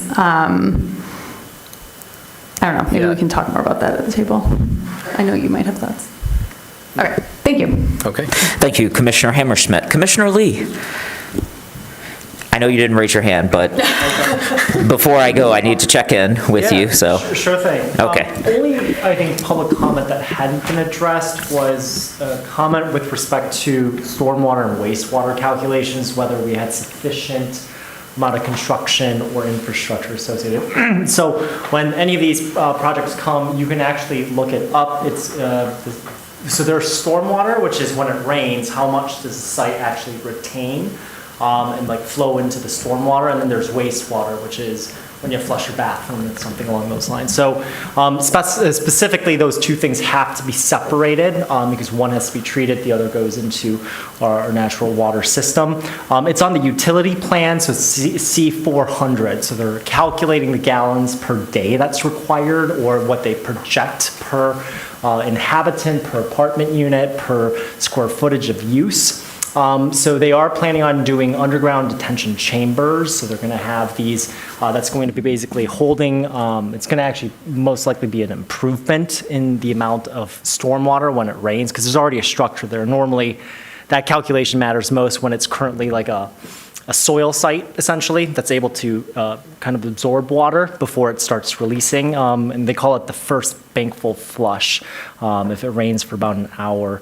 So, and then sanitary service, they look at the capacity associated with that on a daily basis, on a monthly basis. So is there going to be sufficient connectiveness and is there enough capacity? So for each one of these, they have to comply with City of Ann Arbor's engineering standards, as well as on the stormwater side, it's the Washtenaw County Water Resource Commissioner standards. So just wanted to make that note that does get reviewed. You can take a look at those if you are, it gets pretty complex, but the calculations are publicly available if you so choose.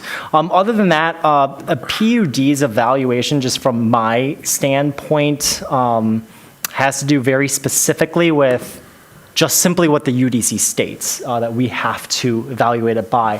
Planner Shake did a great job of already summarizing it. I'm going to go over it just to be able to clarify my position on this. The PUD has a beneficial effect for the city on present and potential surrounding land uses.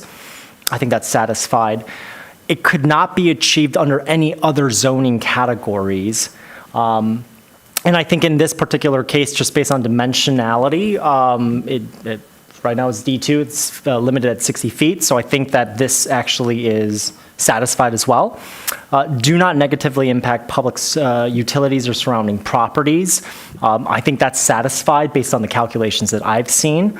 And that they're consistent with the comprehensive plan and policies, and adequate justifications has been presented. And so I actually really appreciated a lot of the dimensional analysis of transition going into the by right development that could be built on that parking lot, right? So 180 feet, if that's about 15 stories.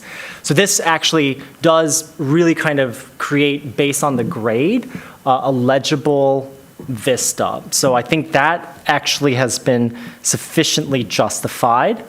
And then, 15% of residential units, that's 43 units. That's actually a fair amount of units. And I just checked the 2025 AMI, it is $52,000. For a single individual at 60% AMI. That means that the max that they can charge is $1,400 a month. So they are limited to that. So they calculate that by multiplying your AMI, or your average median income, that $52,000, by 33%. Maybe it's 30%, I can't remember. Yeah, 30. So and if you are paying anything in excess of that, you're considered rent burden. So the last one, supplemental regulations include the certain elements we've talked about. I'd be also open to allowing for flexibility on the backup generator. And then for vehicle and pedestrian transportation, supporting alternative methods of transportation and disturbance of natural features limited. And historically significant architectural features are limited to the minimum necessary. So from my read of the things that which we are required to adjudicate and look at the application of the UDC, for me this fits. So I will be in support of this project. Thank you. Thank you, Commissioner Lee. With the table's permission, I'll ask my questions now. Okay. So let's start with Planner Shake. Can you talk to us about setbacks for this building? What are the standard setbacks for the D2 and the overlay district? Let's jump in.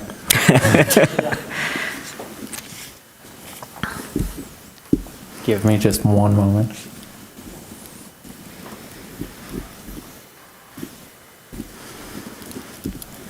While you look go ahead.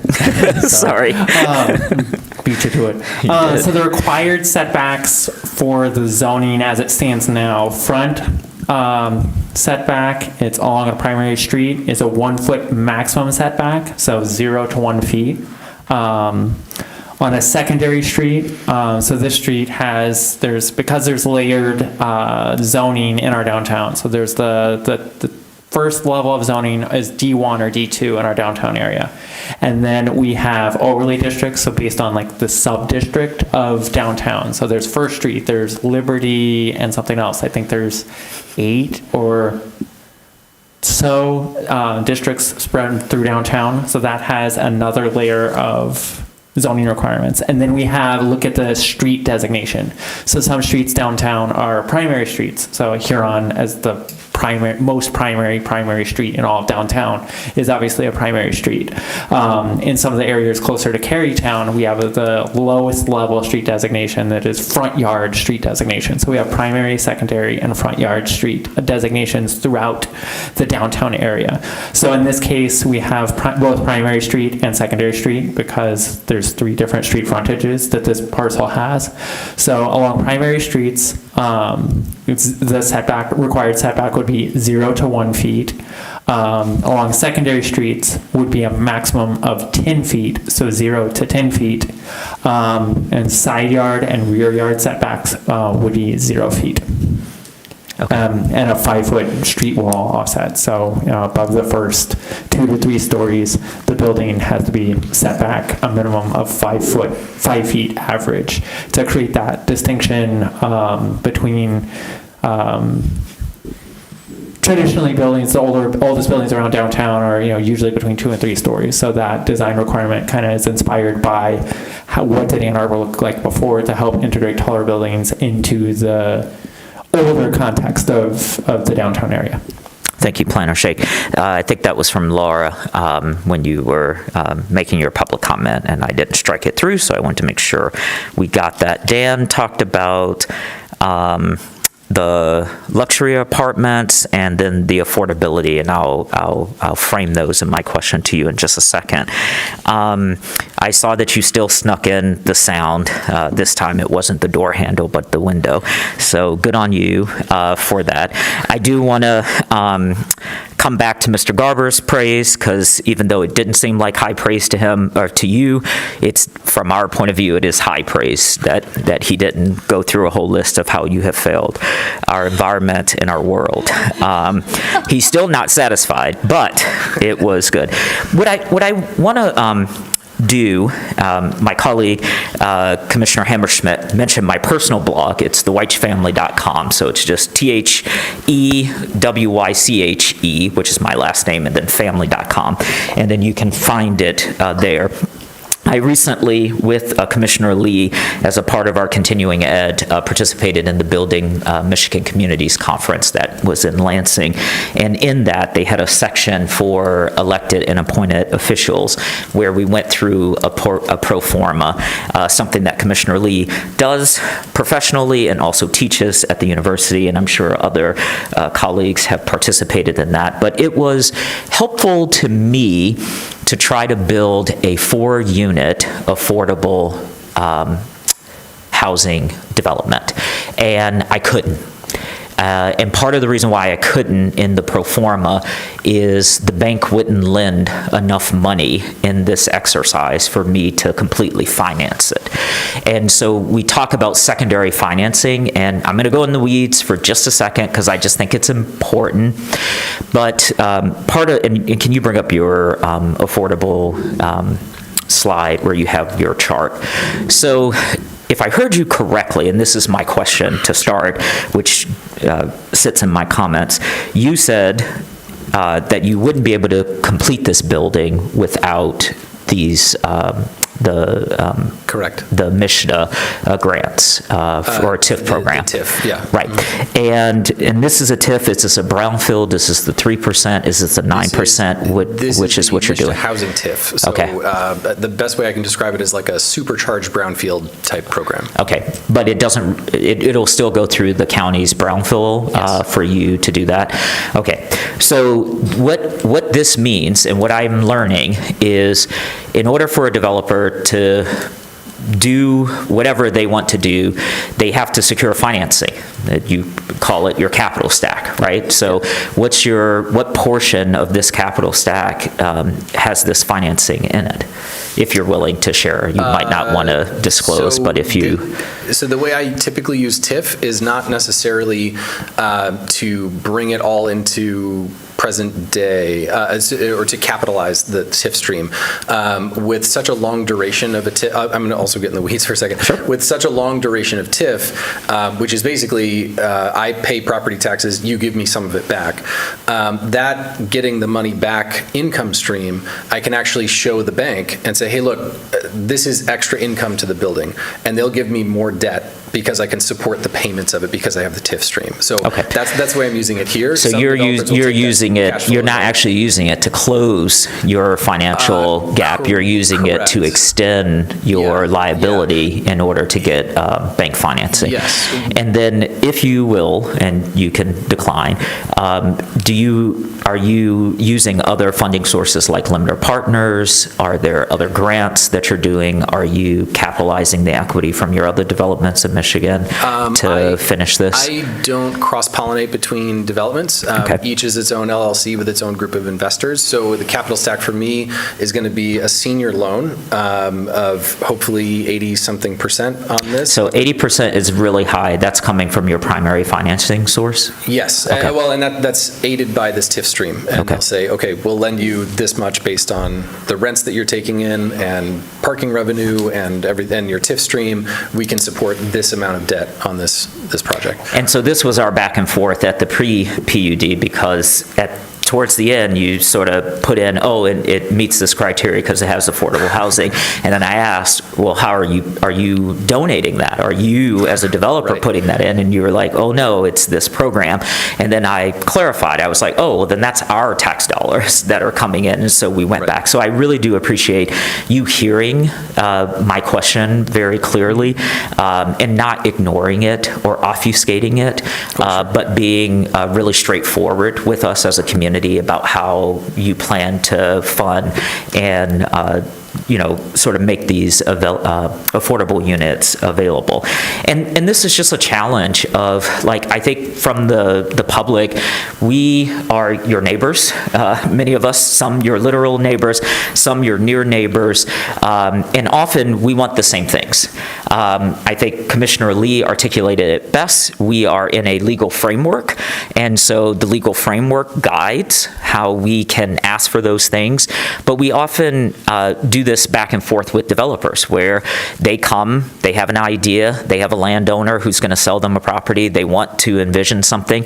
We have public commenters who are like, you need to care about the environment. Don't hook up fossil fuel. And so when you don't do that, you get a little praise.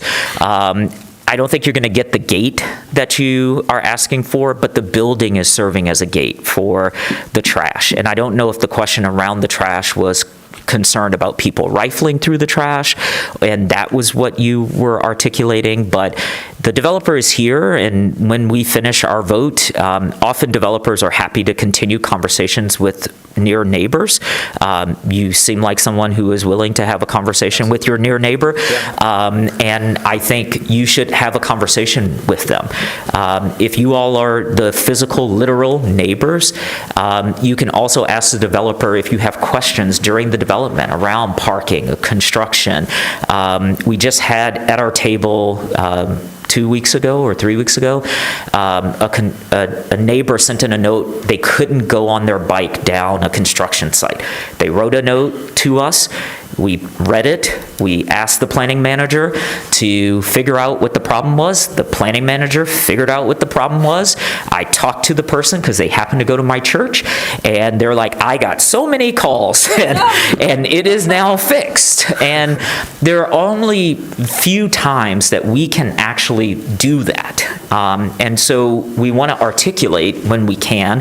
And I say all of that to say, you can figure out how to talk to each other, give them a number that they can call if they have questions, and make sure someone answers and responds to it. And then that just helps us live together a little bit better. It's not going to solve all our problems, but it does solve a little. My colleague dealt with the unbundling of the parking. I thought that was helpful to hear that you are unbundling that. And then I think,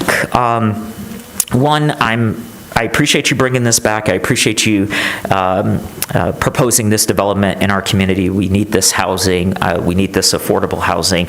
I appreciate you hearing us about opening up the development so it doesn't feel like a gated community. That was the comment that was made at the first time, was that people tend to see these developments as private, vertical, gated communities. So they sit here, but they're not open. So someone can solicit at my door because I'm in a single-family home in a neighborhood, but they can't get to my door if I lived in your development. And it does feel discordant for some people to say, oh, I have all these neighbors, but they're over there. Mm-hmm. And there's a pass that I would need in order to interact with them. So opening up your lobby, putting activated space in there and saying here that that's your intent to try to integrate the development into the neighborhood, I think helps. I do have one more question. Again, feel free not to answer. So recently our local paper In Live talked about rents in the downtown. They put the rates between $20 per square foot to $45 per square foot. I wonder if you have any guidance on what you're thinking for a commercial space downtown. That sounds about right from a market rate standpoint. So, are you above or below 30 in what you're estimating as you push through this development? Again, you don't have to answer, but I'm going to ask. With the rooftop space, it's complicated. There's more of a partnership structure. But the cafe, I have one project where I'm doing a rent per square foot, and different market, but I would shoot to be at the lower end of that. Frankly, to me, it's more important to keep the coffee shop alive and the coffee flowing and people happy. The building doesn't live or die on the rent from that lobby. And that's what a lot of neighbors are concerned about. So you're tearing something out that seems viable, that is viable for them. You're going to shut that down for X number of years, 2 to 3 years to complete your development. Then you're going to put that space up for lease. But when you put that space up for lease, you're going to try to maximize the return on your investment. So those rents sit, I'm just telling you the narrative. You can comment when I'm done. Sit at $45 per square foot for 2,500 to 3,000 square feet, and no one can afford that except for a national retailer for whom they have a book that can afford that. And so then it feels like you've taken something away from the community, and then you've left us with an unactivated, empty storefront.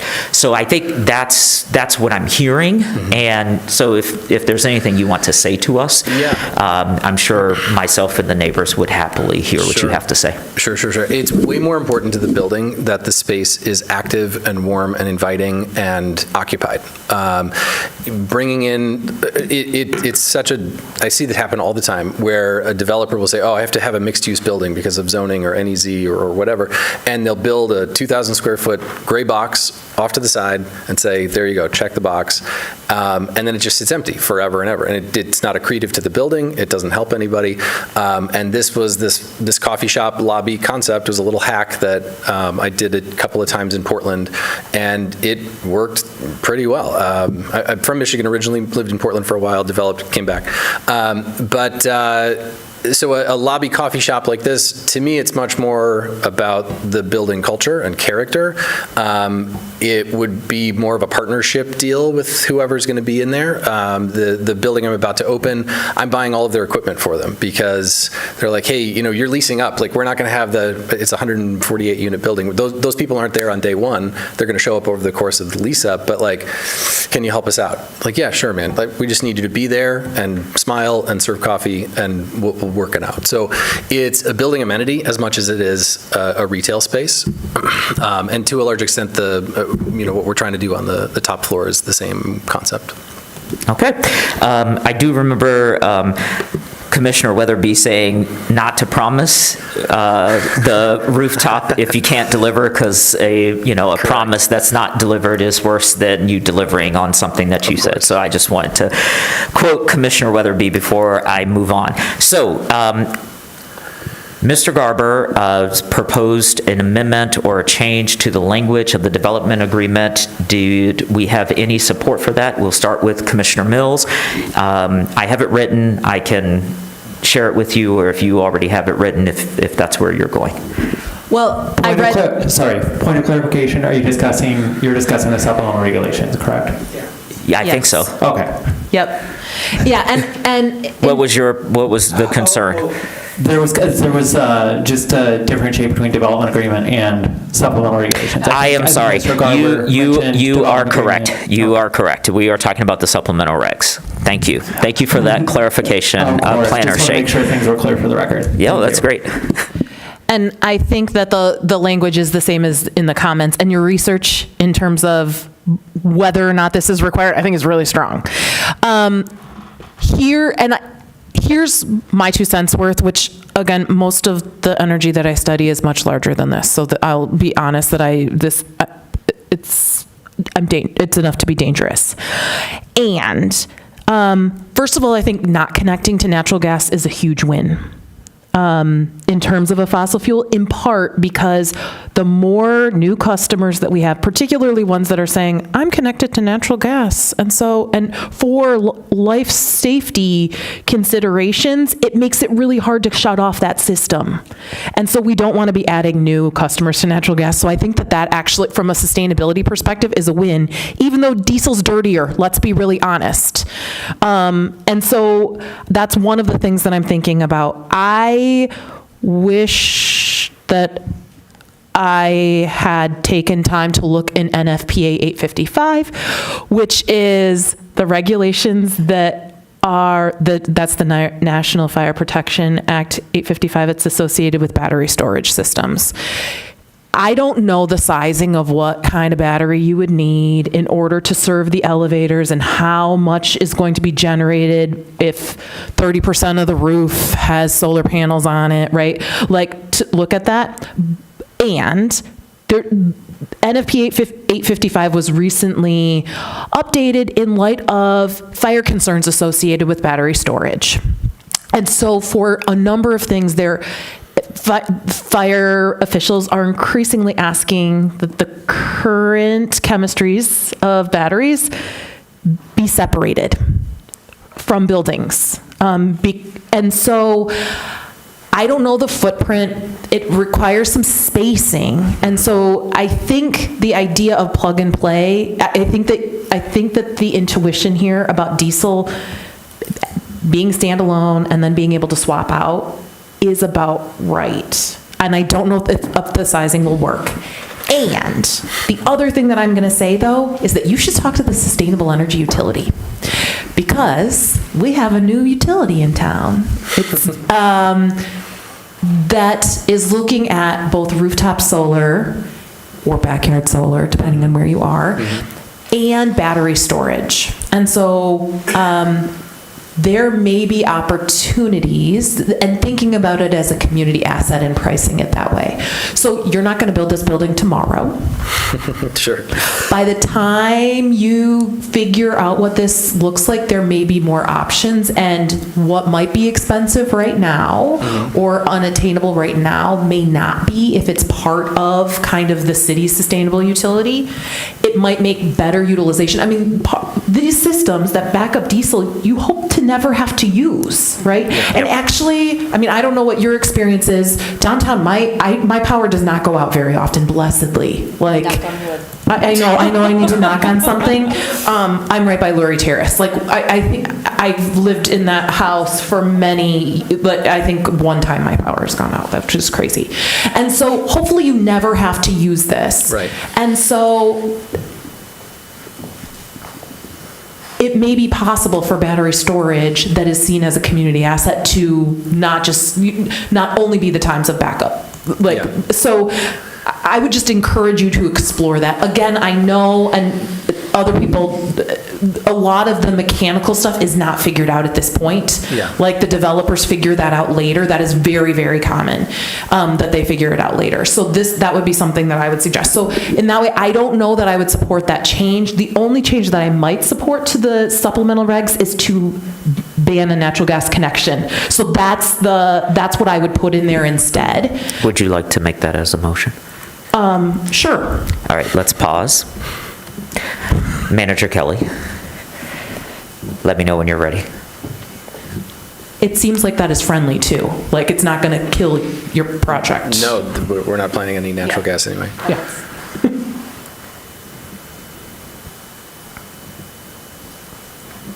We're waiting so that we can get a shared document and language, which then helps staff when they talk with you later. All right. Please advise. Yeah. Yep. Back to you or Hammerschmidt, because you two together have been sending signals across my eyesight. I'm pulling up the supplemental regs, and so I think in this section, sustainability features, C. Yeah, in C, under one, all buildings. Let's pause so that Manager Kelly can catch us. Yeah, Could I I'm gonna pull up the offer some text? Sure, Just amazing. In just a moment, though, let's make sure Manager Kelly's ready for us.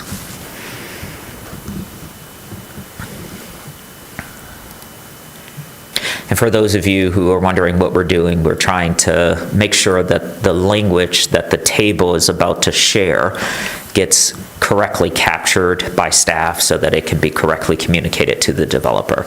Because often, multiple ones of us will wordsmith and make changes, as Commissioner Norton is about to do, and the cross-talking can be difficult to capture on the recording later. So if you're like, what is happening? That's what's happening. No, we're going to wait just one more second, and then I have 4 of you to speak, and then we'll let you go. As soon as I hear green light from Manager Kelly. So.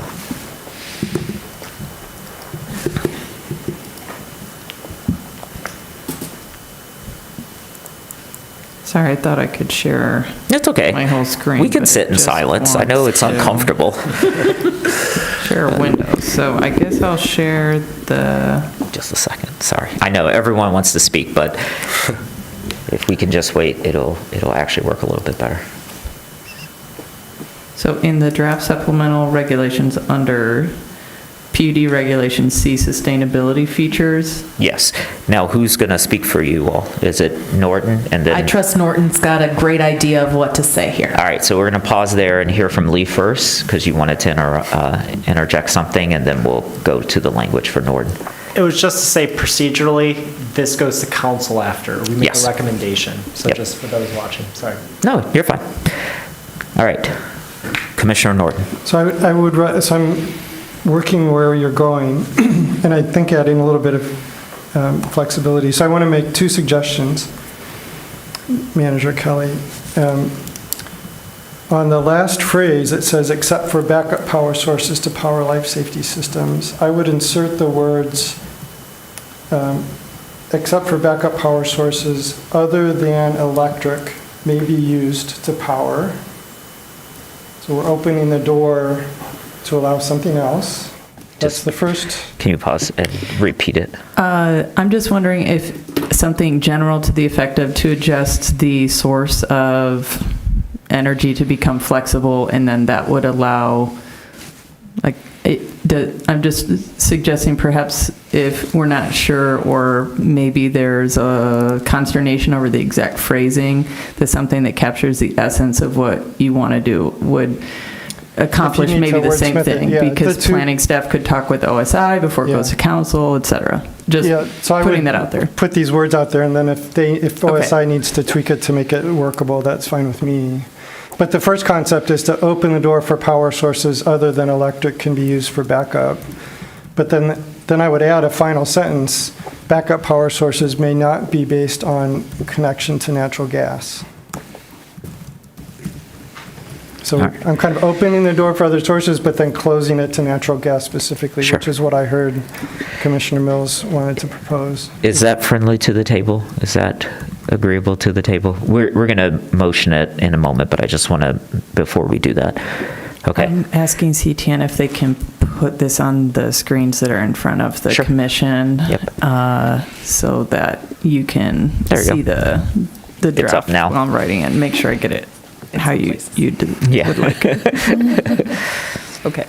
So in the draft supplemental regulations under section 4, PUD regulation C, sustainability features, to adjust the final phrase, which is, I don't think that's right. So to adjust the final phrase in point 1 to allow power sources other than electric for backup. I got that far. Okay, and to add a final statement that the backup power source shall not be based on a natural gas connection or natural gas. What does it need to be? I think the natural gas connection is the important part. I mean, I don't think space-wise propane is going to be any better. Like propane and natural gas are more or less the same thing. It's just it's not hooked up to the system that again is part of what will become a legacy system. Yeah, so the backup power source shall not, I would say shall, not should, shall not be based on a connection to natural gas. Hold on. Sorry. So I'm just writing it as though it were at the end of the, sorry, trying to remember, because there are actually 2 motions for this particular item. See if I can find my tab. Is this motion 1 or 2, Mr. Shake? I think this is motion 1. Okay. Because that reads the planned unit development district and the supplemental regulations. That's how that ends. I've got it. So give me one moment. So supplemental regulations, perhaps with the additional recommendation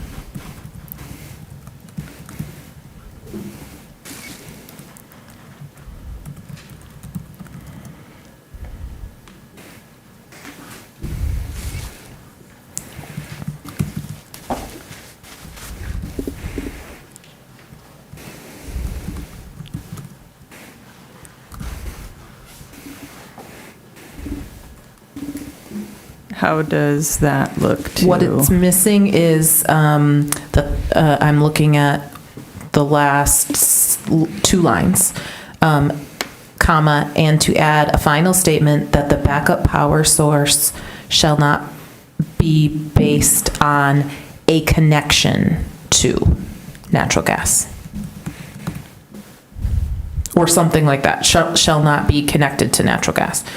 It's the connection to that's the thing that I think we just addressed. Okay, so the bolded text would be added with a approved amendment, or an amendment by the body to the motion. Let's hear from Commissioner Hammerschmidt, then Commissioner Lee. Well, I don't know that I think that that final statement is enough. I don't really understand the adjusting to allow power sources other than electric for backup, because that's what it already does. Doesn't it? I mean, it says except for backup power sources. So it's all electric except for backup power sources. And then we would say, and then that can't be a natural gas connection. I'm not sure why we would need that I was first part. trying to capture battery, which I guess is electric. Yeah. And technically, it's not a generator, it's a storage device. And so, anyway, it's... So it's not really backup power. So you think all we need is just the final sting? I think so. I agree. Just no natural gas. I mean, you can do just no natural gas connection is fine too, but that sounds more Should I elegant. strike the highlighted portion then? Yes. It makes it simpler. Yeah. All right, Commissioner Lee. Can I just ask for my edification? So if we are saying like for life safety emergency backup systems, we're cool with some type of combustion. In this particular scenario, it's diesel. Like, help me to understand the kind of segmentation, because like if there's there's a finite amount of fuel in this diesel generator. It needs to be refilled, probably needs to be serviced, et cetera. But help me to understand kind of the rationale behind saying like, well, we're cool with combustion in this one, but but not cool with it. Okay. I think it's a code thing. If code requires. It right now, I mean, like the language currently, basically I'm just trying to ask like, what is the version as, against like putting this kind of restriction on it? I'm just asking, simply. I think it's the connection to the natural gas. Okay, so this is connectivity, like which they would have, but. Right, which the developer has already committed to. And so I think the discussion at the table was, but it's not actually in the supplemental regs. So this developer is committed, but the supplemental regs is going to follow with the rezoning. So the table, as the discussion went, wants to tie that to the rezoning as opposed to this particular developer who's amenable to it. Okay, got it. Because the language currently says all building in the development are all electric. Everything is powered by that, except for backup power sources to power life safety systems in compliance with applicable building codes and other laws. And then we want to add one additional sentence that's saying, notwithstanding the foregoing, no natural gas connections. Yeah, and the idea behind that is that, and there's actually research, sorry. No. We've already failed in our decorum. I just told Commissioner Norton he can just go because we're just having a conversation. That's all. This is not a correction. Commissioner Mills, go ahead. There's some active research that's been published from the University of Michigan effectively saying like, when we get to the end and there's very few customers left on natural gas system, like that's when it gets really tricky. Like to abandon a system where there's still some people that are dependent on it, there's a lot of discussion about who's able to get off of natural gas first. And generally speaking, it's been wealthier folks. And if we have a new customer hooking up saying, I need natural gas for this life support system, it's going to make that natural gas system there longer. And so what we want to try to do, that's the idea of not getting new people addicted, honestly. Connected. Yeah, connected to it is so that we can transition people off of it rather than continuing to grow the system is the idea. So that, yes, it's fossil fuels, and actually diesel's worse. Right. From a climate perspective, but it's hopefully only backup, and it's for life safety. Thank you. That's helpful, and just from my standpoint, it had to do with continuity of service. This is only in emergency situations. If there's a finite amount of diesel, for example, I don't know how long that lasts, right? But like, so the question is just a trade-off, right? The policy is always about trade-offs. But thank you for articulating that. That was helpful for me. Thanks. Thank you, Commissioner Lee. Commissioner Norton, did you want to? Otherwise, we'll go to Commissioner Basciuni. Just to add, so part of the reason for not connecting to natural gas is not to perpetuate the natural gas system and have that going. This is for, if I'm reading this and maybe we need to say emergency life support.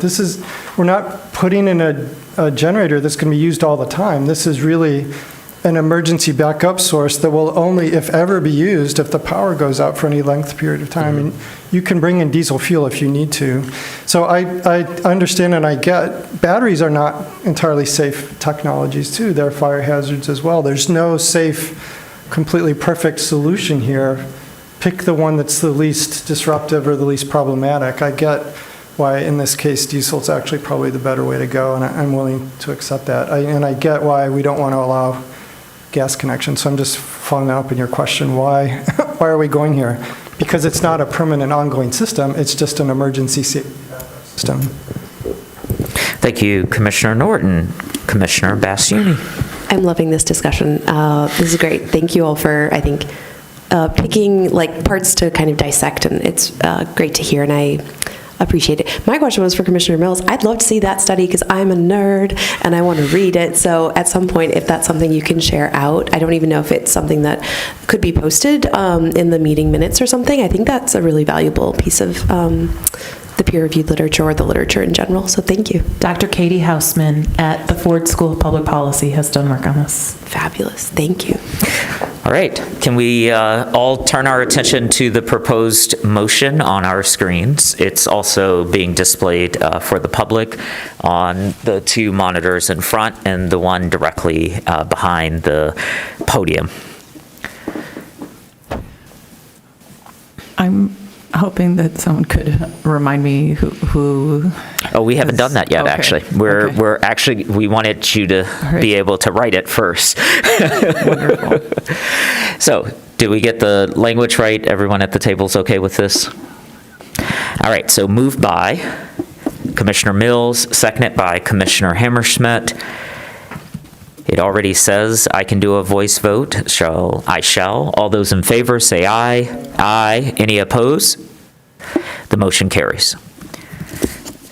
Do we have any other discussion of the original motion as amended now and the secondary motion?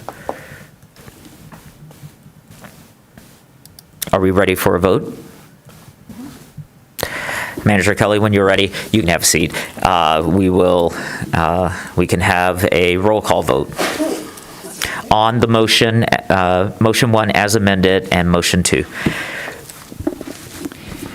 Weish. Yes. Hammerschmidt. Yes. Lee. Yes. Mills. Yes. Weatherby. Yes. Norton. Yes. Bassioni. Yes. That carries.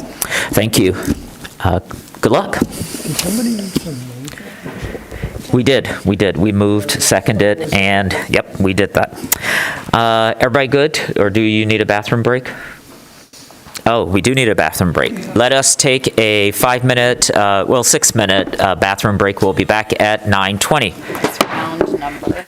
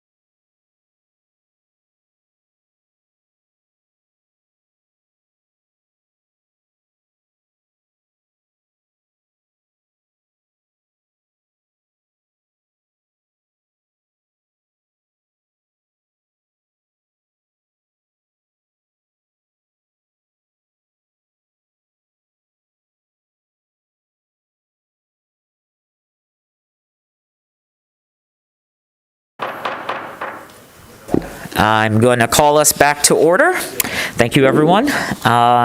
We are now at, I do believe, 11A. Yes, other business, and this is CPC feedback on the UDC update to RFPs. This is an opportunity for the commission to provide feedback on the proposed RFP, and I think we will start with a joint staff presentation by Planner Bennett and Planner DeLeo. However, Planner Bennett often prefers to be called Michelle in these settings, so either will be welcome. Which no one adheres to, ever. Oh, Alexis too? Okay, all right, I didn't know that, Alexis, so there we go. No, she doesn't want to be called Michelle. All right, so we're kind of punchy tonight. And it's early, friends. It's only 9:23, so we'll turn it over to Michelle and Alexis. Okay, thank you. Just to orient everyone, today we are going over a draft of the UDC RFP that we hope to issue. We had decided a couple meetings ago that instead of going piecemeal through this with a staff work plan, that we are going to issue an RFP. So Alexis and I have been working on it. I believe it's been in your packet the last couple of weeks, but maybe you didn't get to it last time as much because the meeting went so late. So this might be our first proper discussion about this. My plan was, since it's in your packet, we could all just go through it. I have highlighted on my copy some areas I wanted to draw all of your attention to, because we have received some comments from commissioners, and I want to show where we tried to incorporate them, and you all can give us feedback if those are adequate enough, or if you have any other wording you would like to use. Alexis and I are taking notes. So this is a feedback session before we issue this. Okay. So the introduction has largely stayed the same. It's just a reminder that we have a zoning ordinance that was largely written in the 1960s, even though we have amended it over time. A lot of the content is outdated, and that our comprehensive land use plan for 2050 has asked that we do a rewrite so that we can now align with our newer goals. So on page 1A, project goals, there was a note last time to update those or make it clearer to the selected firm that they would be responsible for reading through and understanding our goals and strategies. We did provide a list here that shows the major highlights of the goals and strategies from the comp plan. This is not an exhaustive list, but we did try to take the feedback here that these bullet points here should reflect the goals that we have spent the last 3 years discussing. So we added those. We added this section B, specific objectives. And we took out some higher level things just to be clear. So underneath these, we go article by article what our specific objectives are. But at the top here, these objectives kind of relate to the larger UDC of how we want the document organized and how we want it to look. So these were scattered amongst different articles before, but we wanted to pull them out at the beginning and call them out.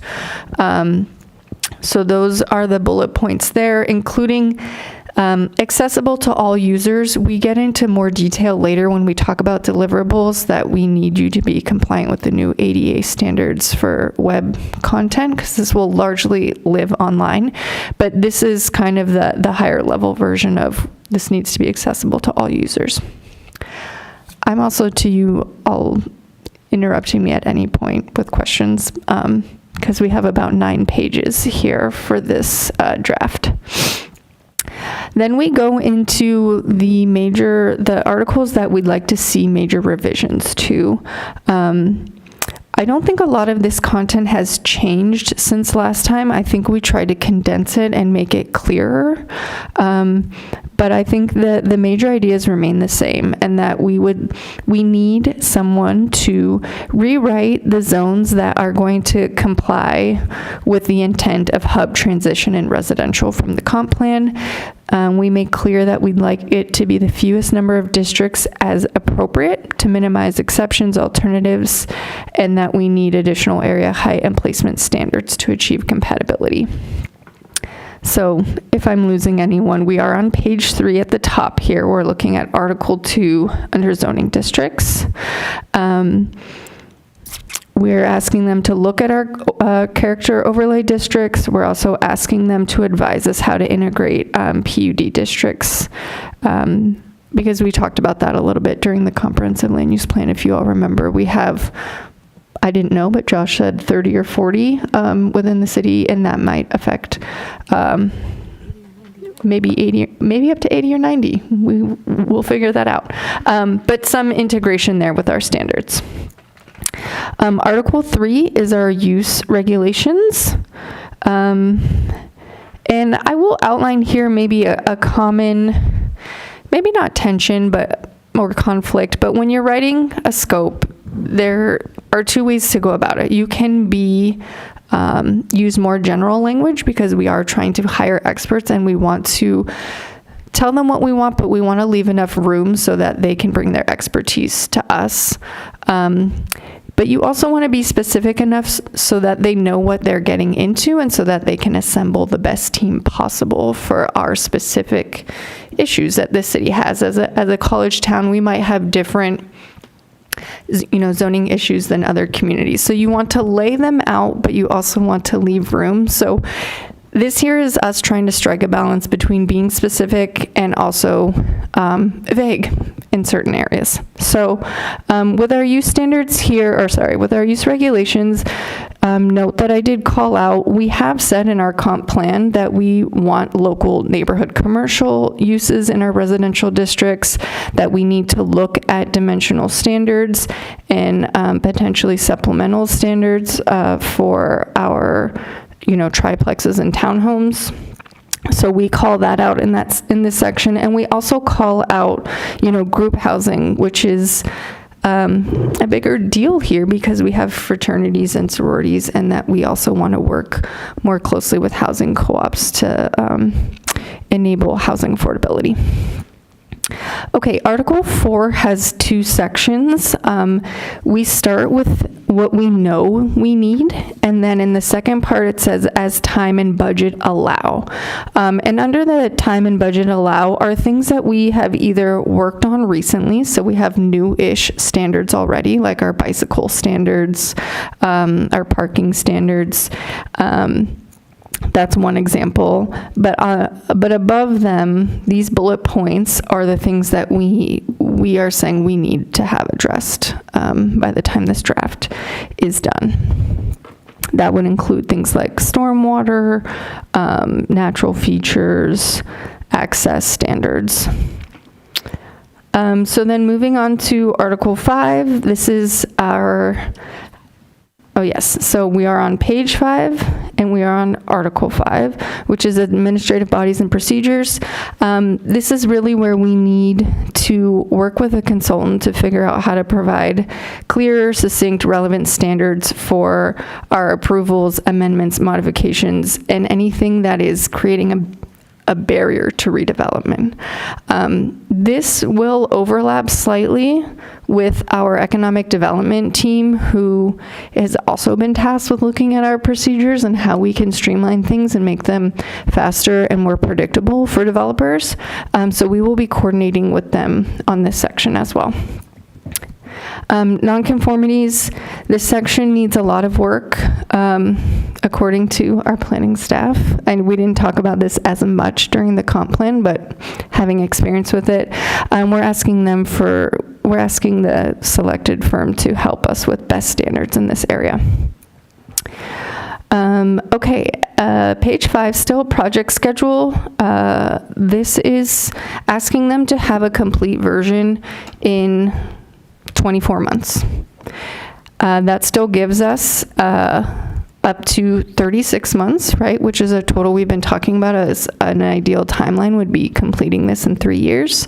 That would put the onus on them to do this within 2 years so that we can have some time once we have a complete draft to work on this as staff and with the Planning Commission.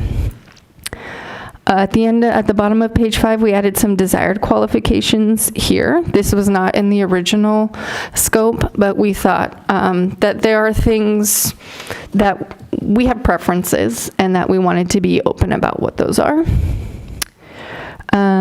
Okay, moving on to the scope of work, we added a few extra materials here. The Reimagine Washtenaw Corridor Improvement Study was added, and once our engineers looked at the scope as well, the Public Services Utility Comprehensive Plan reports were added. If you remember, the stormwater, sanitary, and water studies are going on right now and should be ending this summer. Okay. As we move down, we try to be very clear about what staff will be responsible for, how we will assist, how we will work together with the consultants, and then what our deliverable expectations are from the consultant. So to start, we would prefer a kickoff meeting, and that I envision to be with staff. I know that was a question that came in. It's open for either. It could be held with the Planning Commission, but I had intended that to be with staff. I'm asking them to have a template that tracks our detailed progress for each scope item and the percentage of the budget that is spent.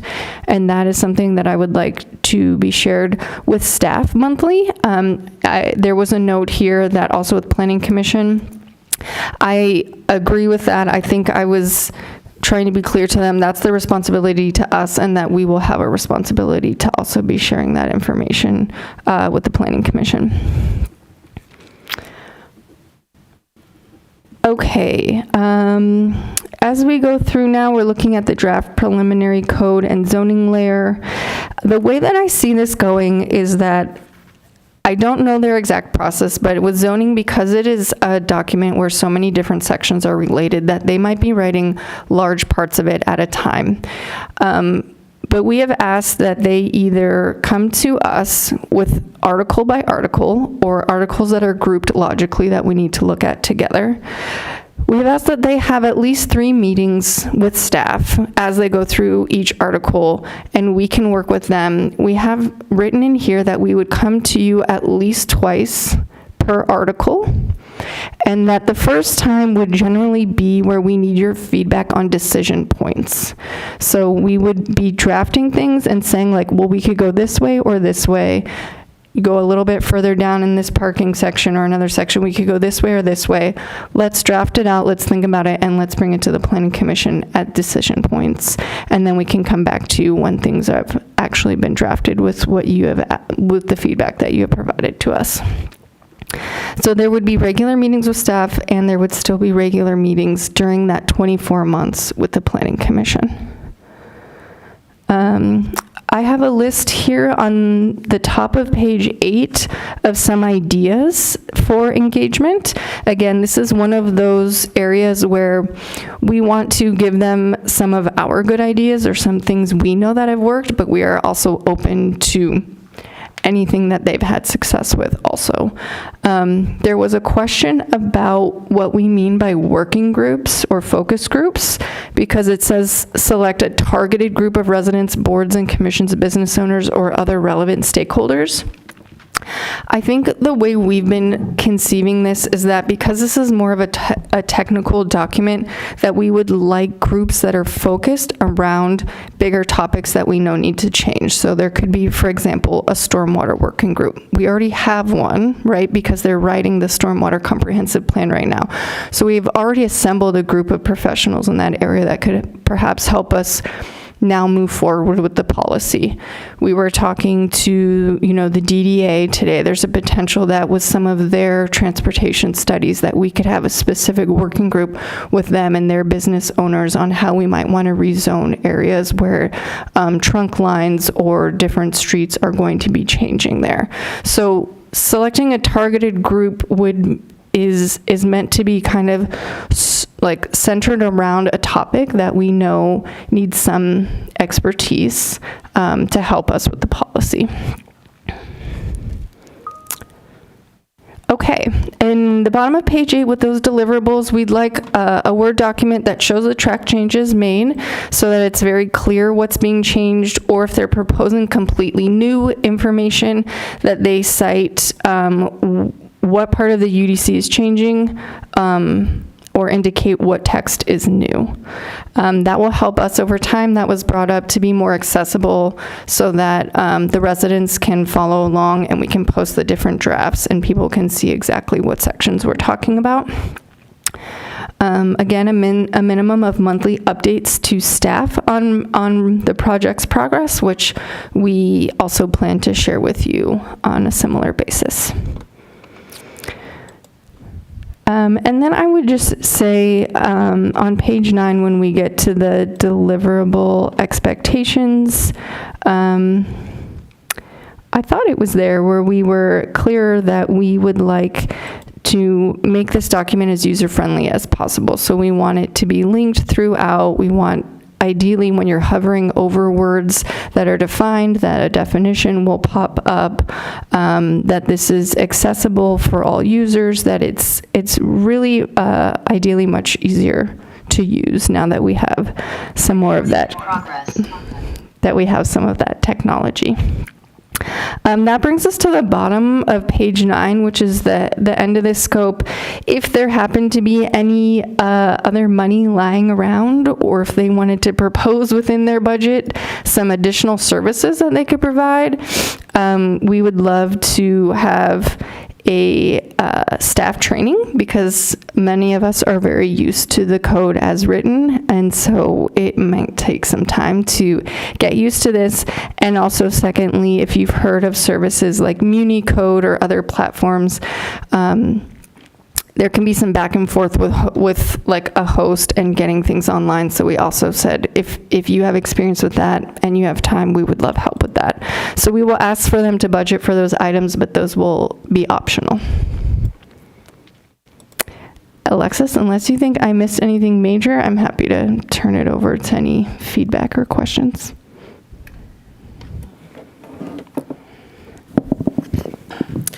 I would only say that for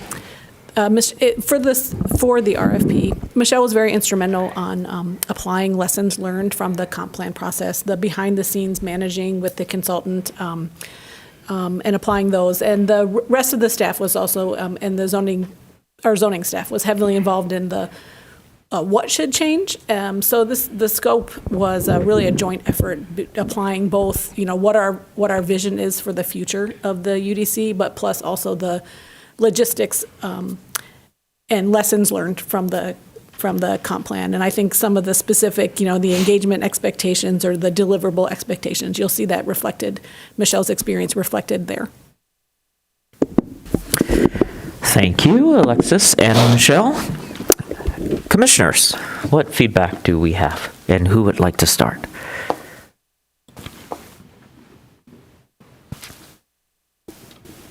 No. Okay, we'll start with Commissioner Lee.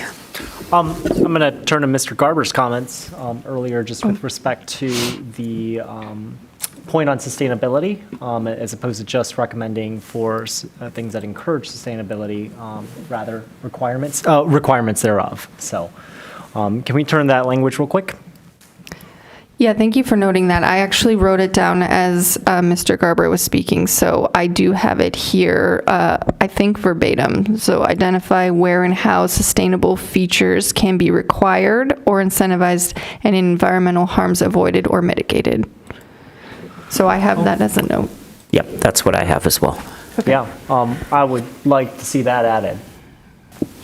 Okay, I don't think we're making motions. I think we're just making recommendations to it and then passing it on. And I guess if you're going to reject it, you're going to tell us that you're going to reject it. Okay, great. Thanks. Yes, so I do have that noted. All right, Commissioner Norton.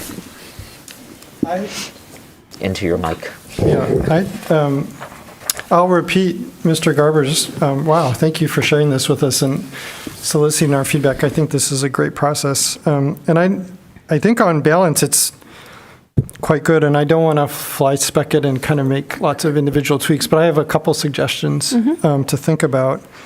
You might ask, you do mention that you're aiming for a 24-month timeline, but you might ask them to provide benchmarks on a little bit more precisely how they think they're going to get there, so that we can track a little bit better in the proposals. When they're proposing to you, are the benchmarks they're providing sensible and likely to achieve what we're trying to get to? So that's the first suggestion.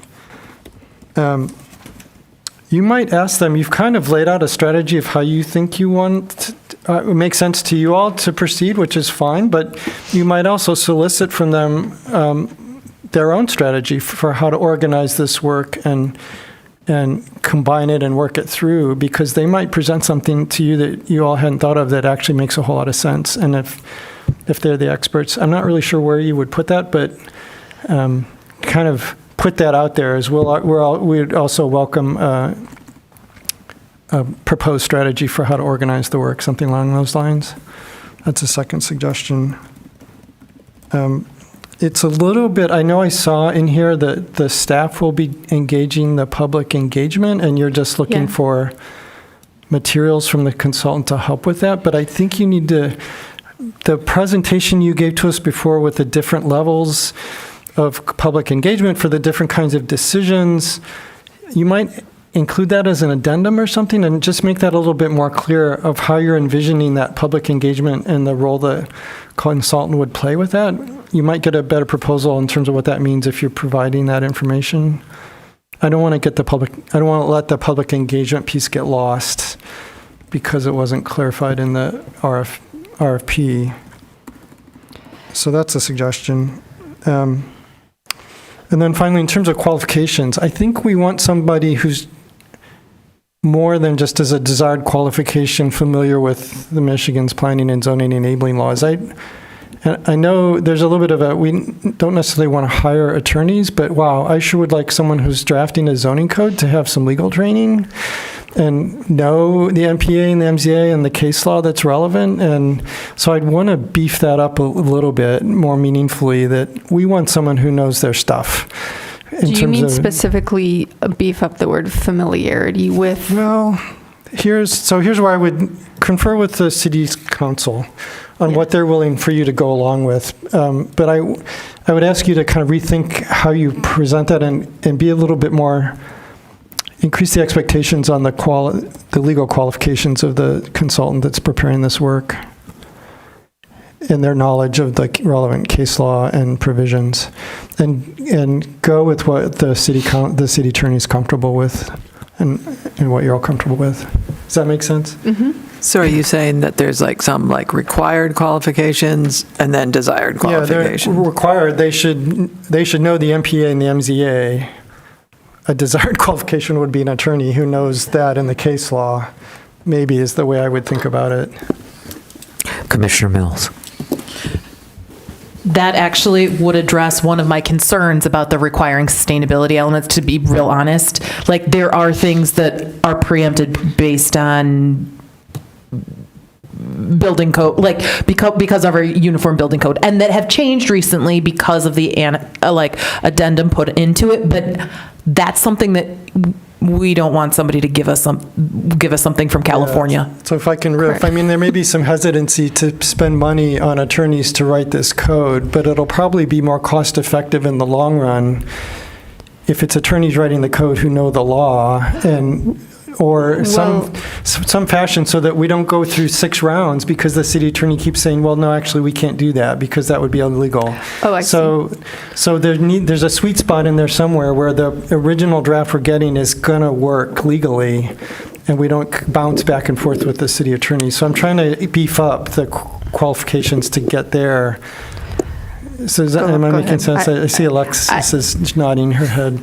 I would say, with all due respect to attorneys, though, we don't want it to sound as if it's written by attorneys. I think we want it to sound as that someone from the public could pick this up and follow it. But in terms of adhering to Michigan laws, but it still needs to adhere to Michigan and federal constitutional law. Yeah, I think your point is well taken, but I feel like that is just such an essential element. We can look into beefing it up, but that goes to the required qualifications and then desired. It's an absolutely required qualification to be familiar with the state and Michigan state enabling And capable of legislation. producing a draft that will be Yes. legal. Yeah, Yes. so add that Right. concept in there somewhere. Right, yeah, but we specifically do not want attorneys writing the code. That is inherently not user-friendly. I wouldn't go that far. There are firms out there that have attorneys in them that are quite good. I wouldn't count them out. Yes, there are firms that have attorneys, but you don't want them the lead on, you don't want them to be the lead author. Yeah, well, if that, I'm sorry, let's, I mean, if that's the concern, then make it clear that the code needs to be written so that it is, can be read by the lay public and understood. Mm-hmm. Have that be a primary criterion, but it's also got to be legally, legal. And you need to, there's going to need to be an attorney in there somewhere who can vouch for that. Okay. I have two more things. I had Bassioni next. No, I have you next. Yeah, I was I'm going to sorry. say, have I you- know that my comment Yep, led to other discussion. I have you, then Bassioni, then Weatherby, then Hammerschmidt. Amazing. Okay, Great. sorry. No problem. So I'm on the bottom of page 8, and actually it's really fun for me that that both Alexis and Michelle are here, because it's the second bullet in the deliverable expectation that I'm actually really curious how we feel about this. So in part it's because of Zorro. Which predated, yes, exactly, the zoning ordinance reorganization, yeah, which was a multi-year, it was a decade almost process. I came in towards the very end. I came onto commission towards the very end of it. And some of it was mapping. The whole goal of this was to, and Alexis led it, so I'm going to summarize, but like effectively not change the zoning ordinance, but make it more readable. And so there was this huge mapping of what was in the old organization and where it showed up in the new, in what is now the UDC. The reason that I bring that up is that I can't, if we're really starting from scratch, I don't know why we would want a track changes version. And as I say that, I also want them to know the history of what they're coming from. And so I can see some benefits in saying, you know, the sorts of things that we have historically cared about. But I actually, that one gives me more pause and or suggests that we have different, we're sending mixed messages about what we're expecting in this. I'm going to jump in and say, cannot help myself. I did not lead Zorro. The attorney's office led Zorro, and it did take 10 years. Now, I actually circled that. I feel the same. I'm not sure what benefit a track changes compared to the current UGC would provide. I think, though, among all the, I think we can work with this. We can, even if it stays in the scope of work, when we actually select a consultant, we have other language in here that talks about develop a system for tracking comments and feedback. I think that the gist behind this bullet point is be clear about what we're changing. You know, maybe when the substantive work changes. I should mention for the table, I guess. It was extremely important in the Zorro because we were very much trying to be not making substantive changes. So we were tracking, even if it was rephrased, but the substance stayed the same, and that we didn't add or subtract any standards. Here, I think it's not as important. We might actually want to add or subtract standards. But again, I think the overall gist is, A, be very transparent about what we're doing when we are adding or subtracting a standard or changing it, making sure that we're not creating any gaps. We actually want to fill gaps that we have in regulations. We don't want to create any new ones. So that's what this is driving at. And maybe it's not an actual track. I think that once the preliminary draft is out, then track changes are very important. Yeah. Michelle and I, we will regroup about this, but we don't need to beat it. But yeah, I think good flag, good point. Share your concerns. We'll figure out something. Okay. Yeah, thank you for bringing that up, because we had discussed that before. Like, if this is going to be a rewrite, But there was also the thought that, like, we might have some good sections that just need a little tweaking. And so maybe they carry those over and show us the tweaks. We don't know. But I think Alexis made the point that we will figure out how to reword this. Well, part of it is that I want to learn from what they've done in other places, and just having a cookie cutter standard template is not the thing that I think is gonna, like, I want them to have done their homework and like read what's in the UDC now, also really internalized the comp plan. And so I think that that's, yeah. Also, I am reading, based on what you said, like, the list of priorities at the beginning, like pages 2, and like what actually they're doing is a non-exhaustive list.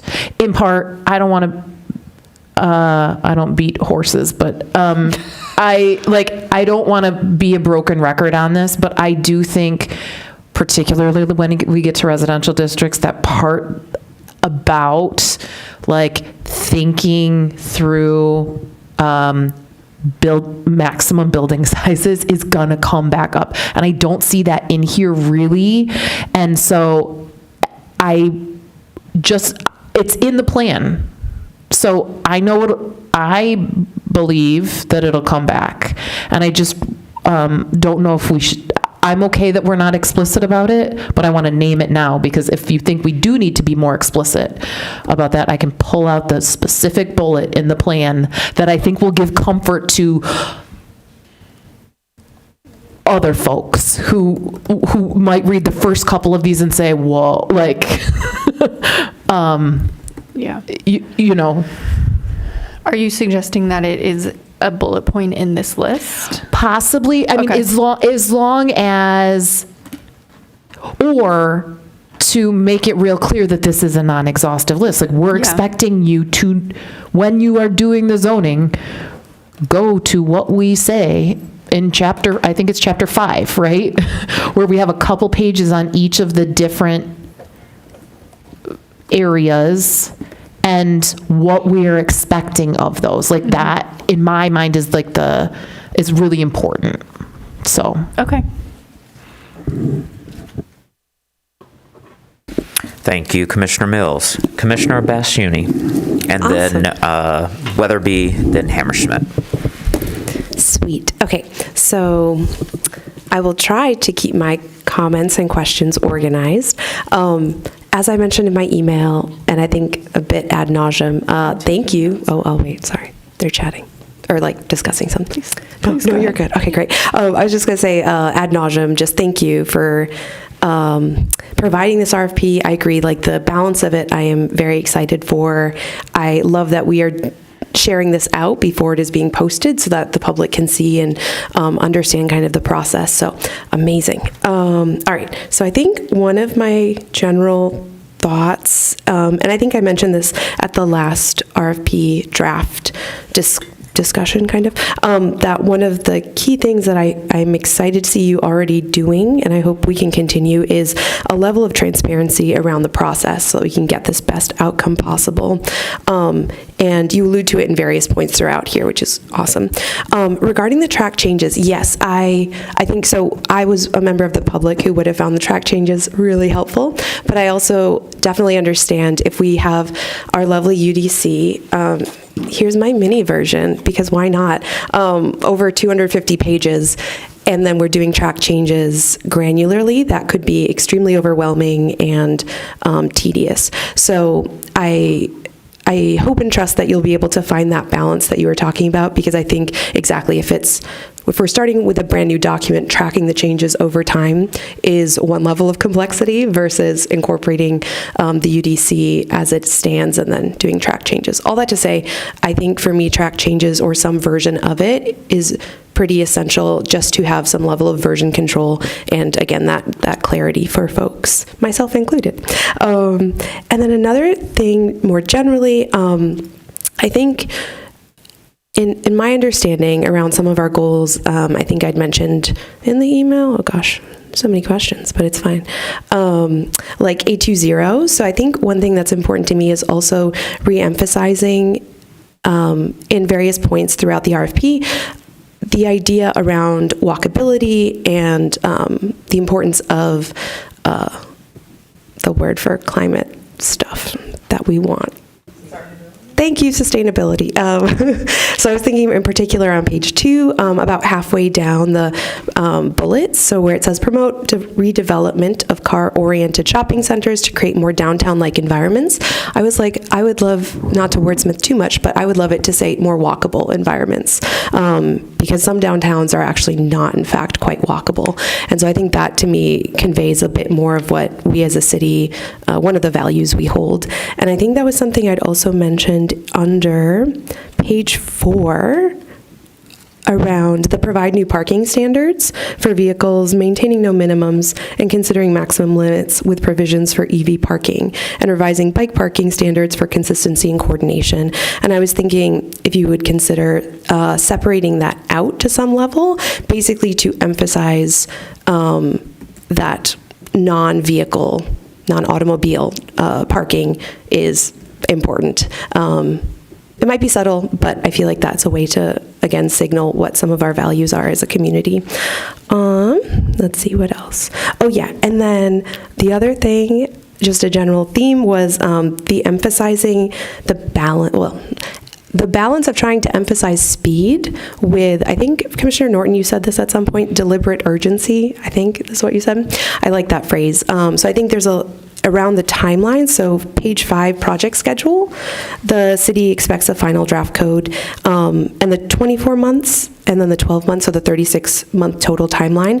I'm not 100% sure, but I wonder if there's a way to emphasize that intentional and thoughtful speed would be prized for an applicant.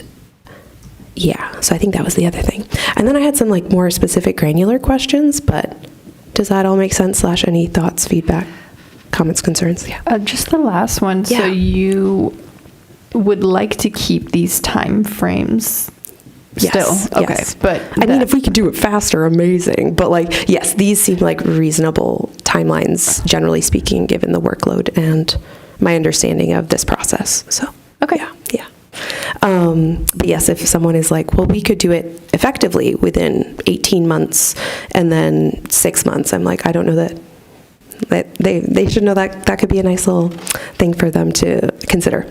Okay, so then in terms of one of my questions around page 6, so this was the reviewing the other codes, the other applicable codes. I was just wondering, following up on one of my questions around the accessibility, just because I didn't see it directly mentioned as a plan, and this might be a question actually for Commissioner Norton as an attorney, but I was wondering, is there any plan that we would need to indicate for accessibility? So like the Persons with Disabilities Civil Rights Act of Michigan, or are the protections within that superseded by one of these other codes? I don't know, but yeah. I have a few thoughts, but I'm going to defer to Alexis or Commissioner Norton. I was going to say, generally that is mostly handled by the building code. The zoning ordinance generally talks about land. Accessibility does come into play with walkways, paths, ramps, angles, and so on and so forth for pedestrians. Once you get to the edge of the building code takes over. Thank you. That's a great reminder. Excellent. Wonderful. And then, let me see, where was my other question? I can also cede back my time before Okay. Oh, I had one. Sorry. I did find the last one, I think. Page 2, the use graphics to convey information under Part B. This was something I just wanted to follow up with because the previous draft RFP had said graphics and illustrations. And so I'm a visual person, and I just wanted to ask, does graphics sufficiently convey that it will also include illustrations? Again, I don't know, but just wanted to flag that because I found the illustrations super helpful in the comprehensive land use plan. I'll add that back in. Okay, thank you. I might have some more questions, but let me cede it to another commissioner so we have some variety. Thank you. Commissioner Weatherby. Okay, so my first thing from just kind of my tech background is to just be sort of cautious about specifying technical things like we want a Word document. Well, in 2 years, that may not be so there's just a few things, and I assume that would be kind of assumed or worked on down the road, but there's things like, tool tips on hover, and I would think maybe just things more like such as, just because this arena is changing very quickly right now. And so it may be that a document in 2 years looks entirely different from what we're used to right now. And so just kind of to hedge our bets a little bit, that we want, a document that will be a modern document, which I'm not sure a Word document in 2 years will be. Don't panic, anybody, but just saying. But then I'm going to contradict myself a little bit, because one of the things I would like to add in is like clickable maps, or maps that are, because that's a frustration that I definitely had in the comp plan, was that it was difficult to get to the level that we needed to really be able to look at some of the things specifically, and I think that's going to be even more so as we talk about zoning maps. And so I just want to be a little like, I assume those things will all happen, but that's something I'd like to add in. But then my sort of more general question is, how do we, if we do have a 2 to 3 year process that is being primarily driven, I'm not sure if this is correct, primarily driven by an outside organization, or primarily worked on by an outside organization, how do we interact with like what we are doing? We've already started seeing things like, well, we're working stuff based on the comprehensive plan. We're looking at the comprehensive plan. How do we get to a point in 2 to 3 years where that's not just like a brand new document? I think this is going to be mostly staff, is how do we sort of work toward a point where we're working toward the document that this group is providing, in sort of a triangulating on the same spot, rather than us just doing our thing here and this outside group doing their thing here and giving presentations, and then in 3 years, like, like, and I don't know how to write that in. I don't know how to, I'm just stating it. We as a staff have had some experience with that when we did the A2D2, and we wiped out a handful of downtown-centered zoning districts and adopted the D1, D2, and the character overlay districts. I think that, and even when we handle a little bit smaller amendments, or like the bicycle amendment that's working its way through right now, for developers and anyone designing, we're going to use the current code is going to be effective until it's not effective. And there's going to be a very hard, bright line. It's going to be a certain date. We're going to use this code until, definitely until we have the first draft and beyond. There will, in reality, will be more like a 4 to 6 month window. And that's when we'll start telling people, it may be designed to the new code, designed to the new draft, but you're going to have to hold your site plan approval until that date.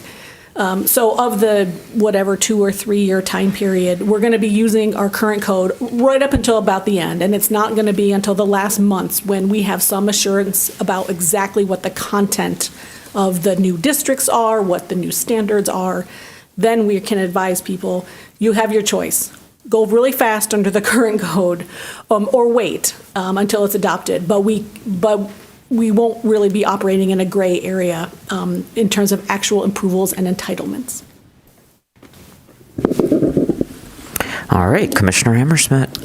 Thank you. I just have a couple things, I think. I don't think I missed this in here, but are there like things that are required for the proposal from whoever is submitting a proposal, like a schedule, a budget? Is that separate from this? So we have requirements as staff when we propose this, when we publish this. I'm only showing you the scope. Okay. But yeah, there are many other things that they will be required to submit. Which includes like a more detailed schedule of like, Yes. okay, perfect.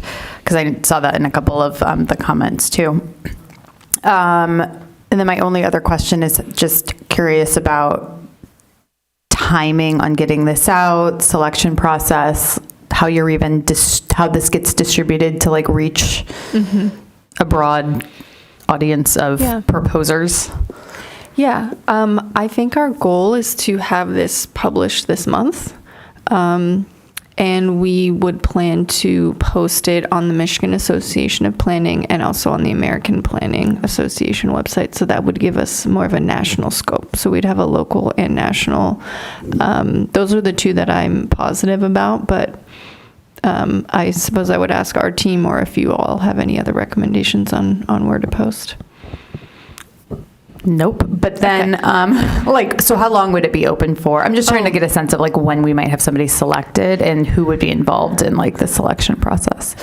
I think we've discussed internally it would be open for about a month to give teams enough time to assemble. Some people might need to include sub-consultants and need to organize with them. And then I don't know if we've discussed a selection team, but I would assume it would be Alexis, Brett, and I at least just to start since we've been working on this. I think that might be Brett's discretion if he wants to pull in people from other departments. Okay. So hopefully end of summer, we might have somebody selected. Okay. Thank you. And then that would start the 3-year clock. So the clock would start from the selection, not from the submission of the RFP. So once we select someone, then I think the budget has to be approved by council. So that would have to go to council. So there could be a couple month delay. I would probably start the clock once once we're under contract. So the funding's in the budget, but they still have to approve it because it'll be over a certain amount. Approve the contract. Okay. Yeah. All right. So that could delay it in a sense. Do you mean that council wouldn't approve it, or that you mean just because it has to go to them, that's an extra step in the timeline? I think I have multiple questions. Reflections. One is, if this is going out in July, it comes back, and you make your selection in August. Okay.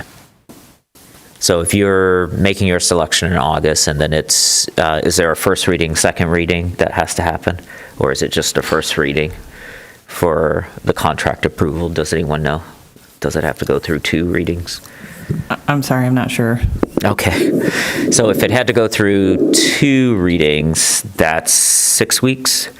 Because it's like the first is They're a often 2 week. on consent agendas, so It's I a don't consent think there agenda. would Okay, so be. there's not a need for a first or second reading. Okay. All I right. believe it's done by resolution, not by ordinance. Ordinances are the first and second reading. Okay, This great. would be by resolution. Okay, thank you for that clarification. All right. Other questions from commissioners? Well, thank you. You're welcome. All right. We will go now to agenda item 11B, other business, City Planning Commission 2026 calendar updates. Manager Kelly. As I mentioned at your last meeting, there's a conflict currently on the calendar for the August 4th election. We'd like to move that to August 5th. And I have a proposed motion in your chair script. You do. Shall I read it? That would be great. The Planning Commission moves to approve the calendar adjustment as included in the meeting packet. Moved by Commissioner Mills, seconded by Commissioner Weatherby. Sorry, I was just slowing down so that Manager Kelly could catch up with me. Great. That brings us to item number 12. Oh, sorry, we have to vote. We have to vote. All those in, can I do this as a voice vote? Yes. All those in favor say aye. Aye. Any opposed? The motion carries. That takes us to agenda item number 12, public comment. This is the second time for individuals to speak up to 3 minutes on any issue. We'll first hear from those of you that are present with us in chambers. Then we'll turn to remote participants. To speak remotely, press star 9 if on phone or use the raise hand feature if on Zoom. For phone access, dial 877-853-5247 and enter meeting ID 977-6634-1226. City staff will identify callers by the last 3 digits of their phone number or by Zoom or by name if on Zoom. You will hear an announcement when it's your turn to speak. Please move to a quiet area and mute any background sounds. For all participants, whether in chambers or online, please state your name and address at the beginning of your comments. Mr. Garber, would you like to make a comment? All right, Mr. Garber is the only person in the room. That's why I addressed him directly. Manager Kelly, do we have a remote participant who would like to address the commission? Commissioner Bassiuni is online. That's correct. I don't want to comment. I joined it because I couldn't see the screen earlier, and so I could see it on my computer. And then you put it up, so it all worked out. So I will leave the Zoom. Thank you for that reminder. There are no other attendees. So. What delightfulness. I shall close the public comment and take us to commission proposed business. Is there any?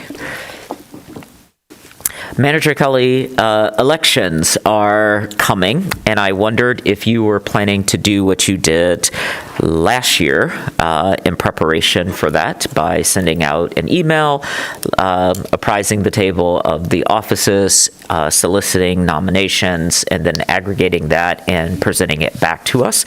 I believe this happens at our first regular meeting in July. Yes, we will be sending you some information in the lead up to that. Your annual organizational meeting, as it is referred to in the bylaws, will be on July 7th. I'm not sure if there will be other agenda items, at least probably not public hearings. I asked the team this week, and they have till the end of the week to let me know if anything else would be on that agenda. So it will include a number of sort of required items. So an annual look to see whether or not you want to revise your bylaws, a vote to fill or continue the terms for chair, vice chair, which is currently vacant, and secretary, and then your subcommittee appointments. All of the Ordinance Revision Committee meetings have been substituted with working sessions for the purpose of placeholders for the UDC rewrite. So you could potentially like suspend the ORC appointments or something, but it's that kind of cleanup. Manager Leonard will be chairing that meeting, or from the staff side.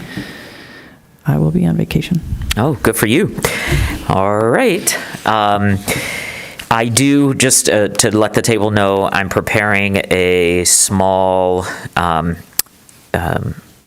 requests around some continuing ed to the planning managers for our consideration. So once I get that wrapped up, you'll see what I'm proposing once I get feedback from the planning manager. I've talked to Mr. Leonard and gotten some verbal approvals, but I haven't put it all together. But I have 3 things. So one, I'd love for Commissioner Mills to give us an update on data centers, and I've asked Commissioner Norton to give us a little refresher on, like a planning 101 refresher for us. And then I haven't asked Commissioner Lee yet, but I'm asking Commissioner Lee to walk us through a pro forma so that we can see how that all works and understand how development actually works. And then finally, I have a request into the Michigan Association of Planners to talk about best practices for implementing a comprehensive land use plan. So some continuing ed coming your way with the approval of the planning managers and scheduling. So we don't have that all in, but that's what's coming down the pike. Sorry, Manager Kelly. I speak to the topic of education for the commission and meetings. There is not currently any agenda item for your working session on the 9th. And I was curious before we left today if you all wanted to keep that meeting. Solid Waste is not available on that date. I'm already working with them on an alternative date. Sure. I don't think the cooperatives item that Councilmember Dish asked for a few meetings ago is ripe yet either. Okay. Well, I don't think I'm ready with any of the things I was suggesting, so with the table's consent, we can cancel that meeting. Okay, let's do that. Thank you for letting us know about that. No one ever rejects a canceled meeting.